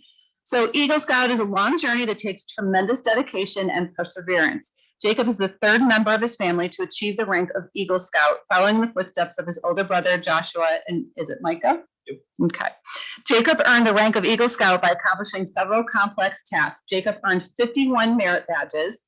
He attended 7 summer and 4 winter camps and has been honored as a year-round camper 3 times in 2017, 2018, and 2021.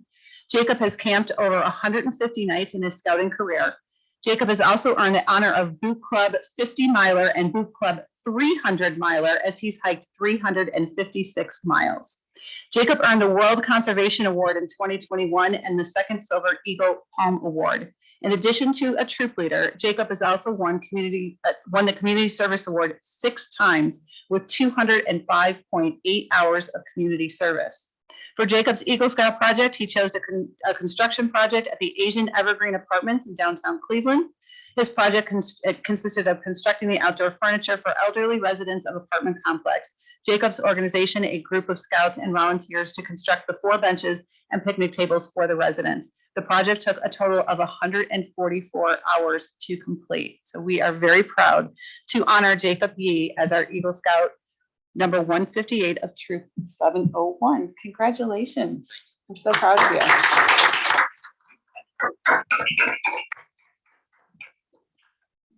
Yes, Yeah. congratulations. Pretty amazing, all that That's stuff. amazing. 356 miles, you could have Yeah. that's a lot. You could have gone from here to Kentucky.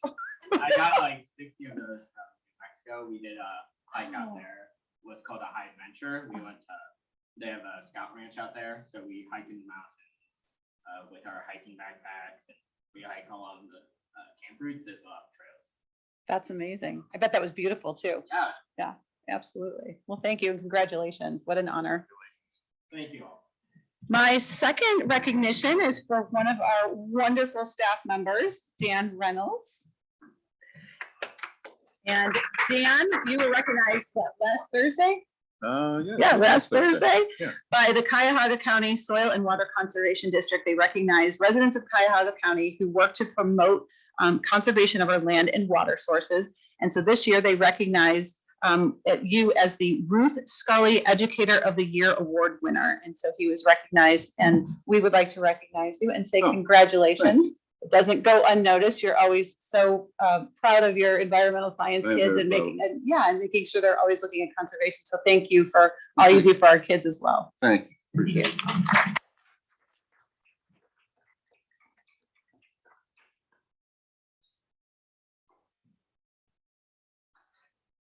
All right. My last announcement Oh, is that sorry. I wish everyone a happy Thanksgiving and enjoy some time off with your families this season. Very good. And I echo that. Okay, item 7, treasurer's announcements. Turn it over to Craig.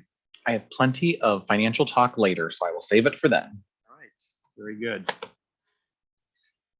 Item 8 is community communications hearing of the public. Before I read this, is anybody here that wants to be heard? Seeing none, we will dispense with the reading of hearing of the public, and we will move on to item 9, which doesn't have anything in it, other board business. So we'll go to 10, superintendent's other business. I'll turn it over to Joelle to walk us through what we, oh, wait, is this one? Oh, I have to read this, sorry. Resolve to approve early retirement incentive resolution as attached. Item B, resolve to approve memorandum of understanding as attached. Item C, resolve to approve ESC service contract as attached. Item D, resolve to approve superintendent's other business items A through C. May I have a motion? So moved. Second. Thanks, Joelle. Do you want to walk us through these items? Yeah, so item A is for a particular employee here at the board office. It's just a retirement notification. Item B is for one of our memorandum of understanding with our union regarding a specific teacher and their position in the district. And our ESC service contract is recognizing the 5 tutors that we have hired to work at the elementary school. Any questions or comments from the board? Roll call. Mrs. Kramer, Yes. Mrs. Witkowski, Yes. Mrs. Mack, Yes. Mrs. Wigman, Yes. Mr. Dosen. Yes. Item 11, superintendent's consent agenda. Item A, resolve to approve certified personnel recommendations. Item B, resolve to approve classified personnel recommendations. Item C, resolve to approve supplemental personnel recommendations. And item D, resolve to approve superintendent's consent items A through C. May I have a motion? So moved. Joelle? You wanna Any walk us questions through? about any of the recommendations? These are all just the kind of normal hiring, mid-year hiring, resignation type items. Nothing unusual. Any questions or comments? All right, roll call. Mrs. Kramer, Yes. Mrs. Witkowski, Abstain. Mrs. Mack, Yes. Mrs. Wigman, Yes. Mr. Dosen. Yes.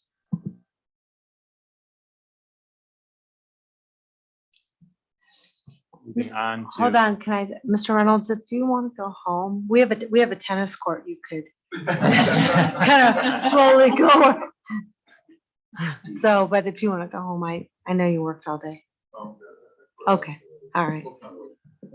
Okay. He wants, he wants to hear all about our finances next. I mean. Who doesn't? Yes, we always save the best for last. So with that, we're going to item 12, treasurer's consent. Agenda item A, resolve to approve the financial report as attached. Item B, resolve to approve the annual credit card compliance report as attached. Item C, resolve to approve the 5-year forecast as attached. Item D, resolve to accept donations as presented. Item E, resolve to approve the minutes from the October 26th, 2022 regular board meeting as attached. Item F, resolve to approve treasurer's consent items A through E. May I have a motion? So moved. Okay, Greg, it's all yours. All right, buckle up. So, the credit card compliance report, last year we did not earn a rebate. This year we did. So this just kind of outlines who in the district does carry cards and what their limits are. We did just receive a October 2022 reimbursement or rebate on the card program of $982. So Michelle Hoover, my accounts payable, is the credit card compliance officer. And so this is a compliance piece for audit to make sure that the board does get a chance to see the credit card report, which is done annually. Were you going to do financial reports? So I did these, I'm going to do, because we're talking more about the, I can do that, yes. This is the, I'm on the wrong keyboard.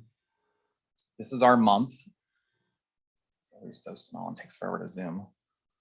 Our month of October is here. So we brought in $700,000 in total here in the revenue lines. Let me move this over there. Maybe it didn't go there. $700,000 in total there in revenues. And then we have our expenditures towards the bottom. So most of this was very, very typical of what we were looking to spend in terms of on the month of $2.6 million in salaries, $968,000 in benefits, Purchase services were 444. We did save a little bit this month in supplies and materials from what was forecasted last month. And so we had its total expenditures of $4.1 million, which is a deficit for the month of $3.4 million for the month. As we look to the revenues, we see from last year to this year, again, if you remember last month, we received that homestead rollback reimbursement from last month, which is why last month we had the higher revenues. So this is just a timing issue, which is kind of noted in here. Otherwise, the revenues were just barely, slightly more in than fiscal 22. On the expenditure side, which I will scroll over here, again, you see actually the expenditures are slightly lower overall by, I think it's like $10,000 maybe, $10,000. So our expenditures are actually looking good on a year-over-year basis, and that we're spending the same amount of money that we did this year versus last year, given that we obviously have inflationary pressures in the market. So we're doing a good job of trying to maintain as best we can with those issues. So as we look, yes. Is some of that starting to related to condensing 3 schools into 1 school, so we're saving some? So, I mean, some of it could be. We're going to probably do a better analysis as we kind of move forward, because we're starting. We also try to combine 3 schools of utilities, and we're starting to notice differences in how the utilities are coming out. So probably later in the spring, as we get closer to a year with the new school, we'll do some comparative analysis though of the old buildings versus the new buildings, if we can kind of quantify some of that data. So if we look at total forecasted revenues to projected revenues, we look that it's favorable. I will of course update this for November after the forecast is approved with the new forecasted numbers. So that's not done on here because this is as of October. So next month you'll see all of the actual forecasted revenues, forecasted expenditures updated according to the new forecast, and we'll do that same assessment. So we will look down here to this handy dandy chart of, oops, grabbed the wrong thing, sorry. Of the fiscal 22 revenue to date versus the fiscal 23 revenue to date. So we are doing better on the revenue side this year versus last year from the July period all the way through the end of October. And on the expenditure side, again, slightly higher overall for the fiscal year to date, but still trending pretty well considering the circumstances. Is the revenue increase, is that what's that attributable to? Is that just timing and it's going to flatten out over the course of the year, or is that? So some of it's timing, but actually right now, if you guys remember last year, probably not, it's very detailed, but the state kind of gave us a large lump sum after the new funding formula got adopted. We got a very large lump sum to back pay us last year. I think it was either December or I think it was January actually. So I think that's going to catch up as we move forward. So timing wise, yes, but it's right now, most of that is state revenue compared to last year at the same time, because they were kind of underfunding us until then the new formula kicked in and kind of then they back paid us. So I think that was January. You'll see that kind of probably catch up when we do the year over year. All right, so I'll skip the forecast for now. We do have some donations that are on here for, looks like a lot of lacrosse donations, cross country, choir program, Power of the Pen. They received a very nice donation, as well as the Builders Club from the Lions Club and the Kiwanis Club, and then the minutes, of course. So let's take a look at the 5-year forecast. Let's do it this way. Okay, so again, the typical kind of disclaimers that we have is that it's a snapshot at a specific point in time with the most current information that we have. Forecast is a living document and will change within hours or days of publication. Assumptions are laid out in the presentation and in no way represent a baseline for any of our current or future negotiations. Since that happens, I guess, in about a year and a half, unfortunately. BBHCSD continues to monitor the financial situation in which seems to be the post-pandemic era, including our most economic factors. So I have some cool slides at the end, cool for people who like finance and economics, at the end of the presentation to kind of highlight some of those things. This forecast does include the potential revenues regarding the Sherwin-Williams and the Valor Acres TIF. That's the first time that this money is being introduced into the forecast. So it is mentioned later of how much we're projecting, and that those dollar amounts are what was factored into this forecast that you'll see. So this is a great slide just to show that the state of Ohio is not an equal partner in our funding model. So you can see that the blue line is our local share of tax revenue, basically. So these are the property, commercial and residential property owners of Rexville and Broadview Heights that are contributing all of the funds in the blue. And then the state is basically keeping our funding levels very, very flat. So they contribute much less to our overall revenue sources that we have. These are estimated general fund expenditures for fiscal 23, which would be a total of almost $3 million. It kind of outlines where we are with wages and benefits, which account for 87.5% of our expenditures that we incur. House Bill 110 reduced expenditures with direct payments, if you remember that from last year. So it is an increase of 0.4% from the May forecast in terms of total percentages. But that's why that number has jumped, is because of those direct payments to other schools. This kind of shows our ending cash balance. So you'll kind of see that you get to see the preview, I guess, of where our cash balance currently is and where our cash balance is going. And unfortunately, it is going, it's going down. So you can see that this also highlights that there's a 60-day cash balance is the state recommended minimum, and that is what is highlighted in orange. At 60 days of cash, the district would struggle during certain times of the year to make on-time payments with vendors, which would be most likely from November through February. You can also see that the 60 days of cash orange line is slightly increasing, because as our costs increase and you divide that out, that line is kind of slowly going up as that 60-day mark is kind of creeping up on us at that point. Fiscal 23 is projected we are at 158 days of cash, meaning if nothing else came in, we could survive for 158 days without money coming into our bank. But while fiscal 27 is projected at only 88 days. So that's a little bit worse than where we were at the 5-year forecast in May. I think it was 97 days at that time, where we were 5 years out. So we'll continue to monitor that, but overall we have a declining cash balance at this point. This is our KISS statement. So this kind of shows where we were. This up here, this section here is what we had at the May forecast, and it only goes through fiscal year 2026. And then down here, it's a little bit bigger, is fiscal 2027. So we extend out that extra year of the forecast. Obviously, what's highlighted here is that starting next year, we would be deficit spending. That deficit here in fiscal 2027 would equate to 2.7 mils of additional levy money that would cover just the deficit at that point and negate the what is that, $3.7 million in a deficit.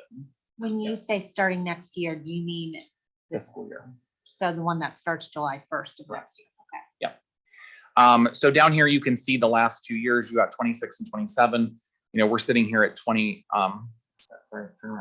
$23 million. And then in a very short period of time, we could be down as low as $14 million based on the deficits that are occurring here. So just some general comments. Due to the various changes in our preschool, we did incur additional staffing from our last forecast in May. As we recently discussed, with large class sizes concerned at the elementary school, we are also hiring 3 additional certified staff members, 2 of which were on the board agenda tonight, I think, correct?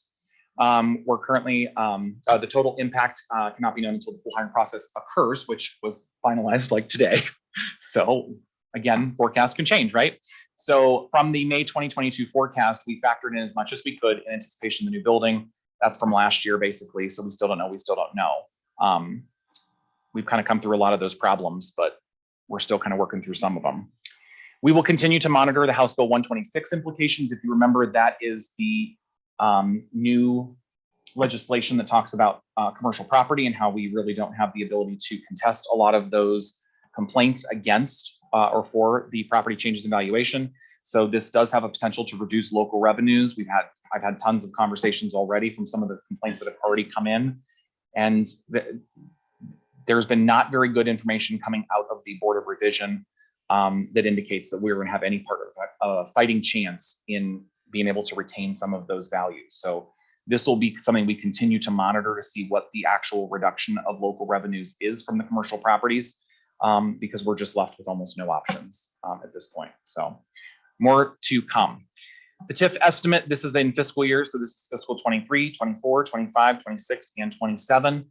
As the property gets developed, that makes sense, right? So that the increase in valuation would yield more more tax revenue for us. So these are, again, still in my world, preliminary estimates. We will always hope that they are higher, but this is the best guess we have at this time. And so this information was factored into our revenue line, which did help change our cash position. We do maintain our financial stability for now. However, we do need to be cautious. Deficit spending can get out of control and it does compound from year to year. So the general comments of the economic factors. So I have an inflationary map here, which is kind of fun. So the economic factors will continue to be monitored.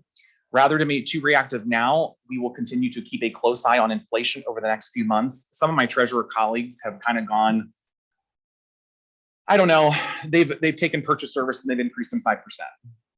I chose not to do that right now and figured we can always update in May because I don't want to be too reactionary for that purpose. We do see that inflation, as you can see from the chart, is starting to trend down now that the Fed seems to have a little bit more control over what's happening as they continue to raise rates. They just said that they're going to possibly only do a 0.5% raise of the Fed funds rate, which is an indication that they believe it's going to continue to drop. So it looks like we reached the peak in, I think that's September or August, which was 9.1%, or sorry, that was July, 9.1%. And we just reported in October for 7.7%. I think what that says, yes.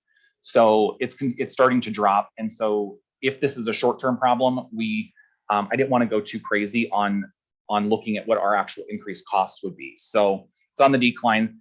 Supply chain and certain sectors of the economy are beginning to finally rebound.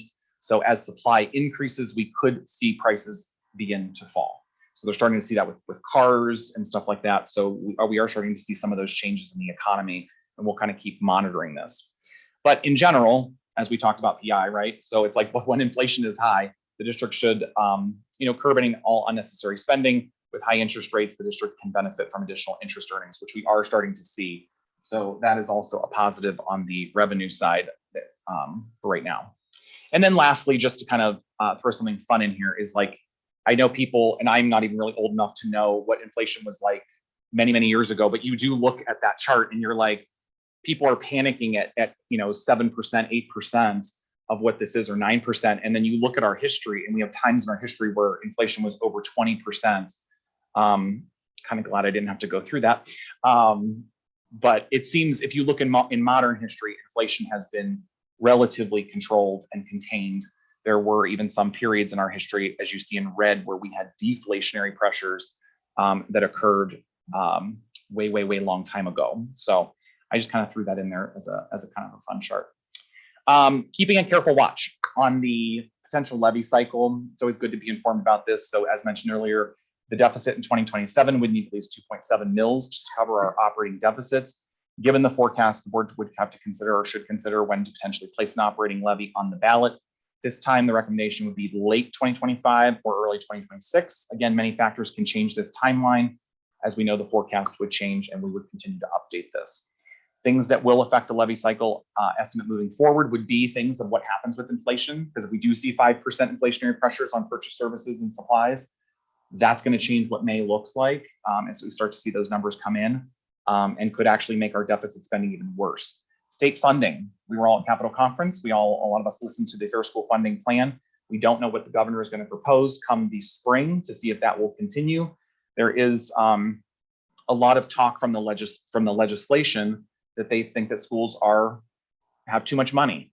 And so if they take that approach and the Fair School Funding Plan gets kind of axed, we don't know what will happen with our funding. It could get worse. I doubt it would get better, but it could. So we'll kind of stay tuned to see what happens with that. But that would obviously affect when our levy cycle would happen. We don't know if we will have more unfunded mandates, such as dyslexia training, proving to be very expensive, preschool regulations, which are proving to be very expensive. Those things are all being told to us that we have to comply with, and they're not giving us money to do those projects. And then obviously enrollment. So we'll continue to monitor all of these things and kind of see where we are when we do that May update. But that's just kind of the crystal ball we have at the moment. Any questions? Well, just some additional commentary on where we're at, the trend line, and potential levy cycles out in the future. Those are a bit in the distance, and so that does present an opportunity to make adjustments too, in terms of there's little we can do to control our revenue. the revenue is kind of locked in. The revenue from the state is variable depending on what the legislature does. So we're kind of at their whim. Expenses, some degree, we're at the state's whim if they decide to throw more unfunded mandates on us, or if they decide to cut our funding, that puts more of a burden on our local taxpayers. But the biggest area that we control is the majority of our expenditures. And so, that can be an area too where the board can pay close attention if we're starting to get into an area where we might need to look at a levy. We also may look at options to push that out a little bit farther.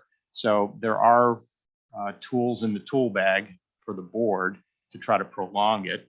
But as we've learned for many years and know from experience, there are things that are in your control, and then there are things that are not in your control. And it's those things that are not in your control which causes a lot of anxiety because you can't predict them. So if the state, we've had swings where the state has cut our funding and caused us a lot of trouble, and then times where we've gotten additional funding and it's made life a little easier. So, which is why these forecasts are so important to do them every 6 months. So we kind of take our temperature and see where we're at and see, where we're headed, and if we need to make some decisions about making adjustments. Is that a fair comment? I think that is a fair comment. Other comments or questions? Okay. Yeah.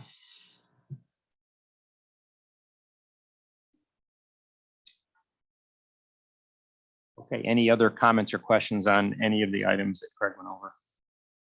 No? Okay, roll call.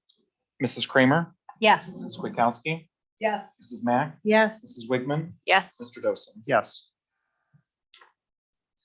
Item 13, enter into executive session. Resolve to enter into executive session for the consideration of the appointment, employment, dismissal, discipline, promotion, demotion, or compensation of a public employee or official per Ohio Revised Code 121.22, item A. May I have a motion? So moved.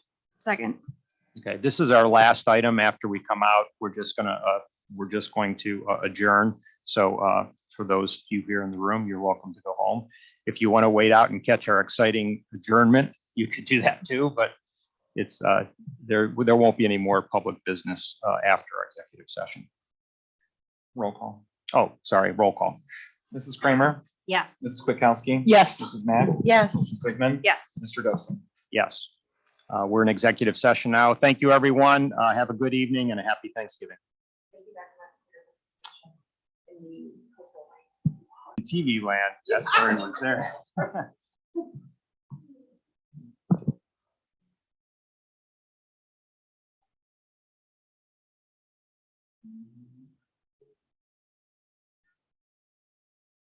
Okay.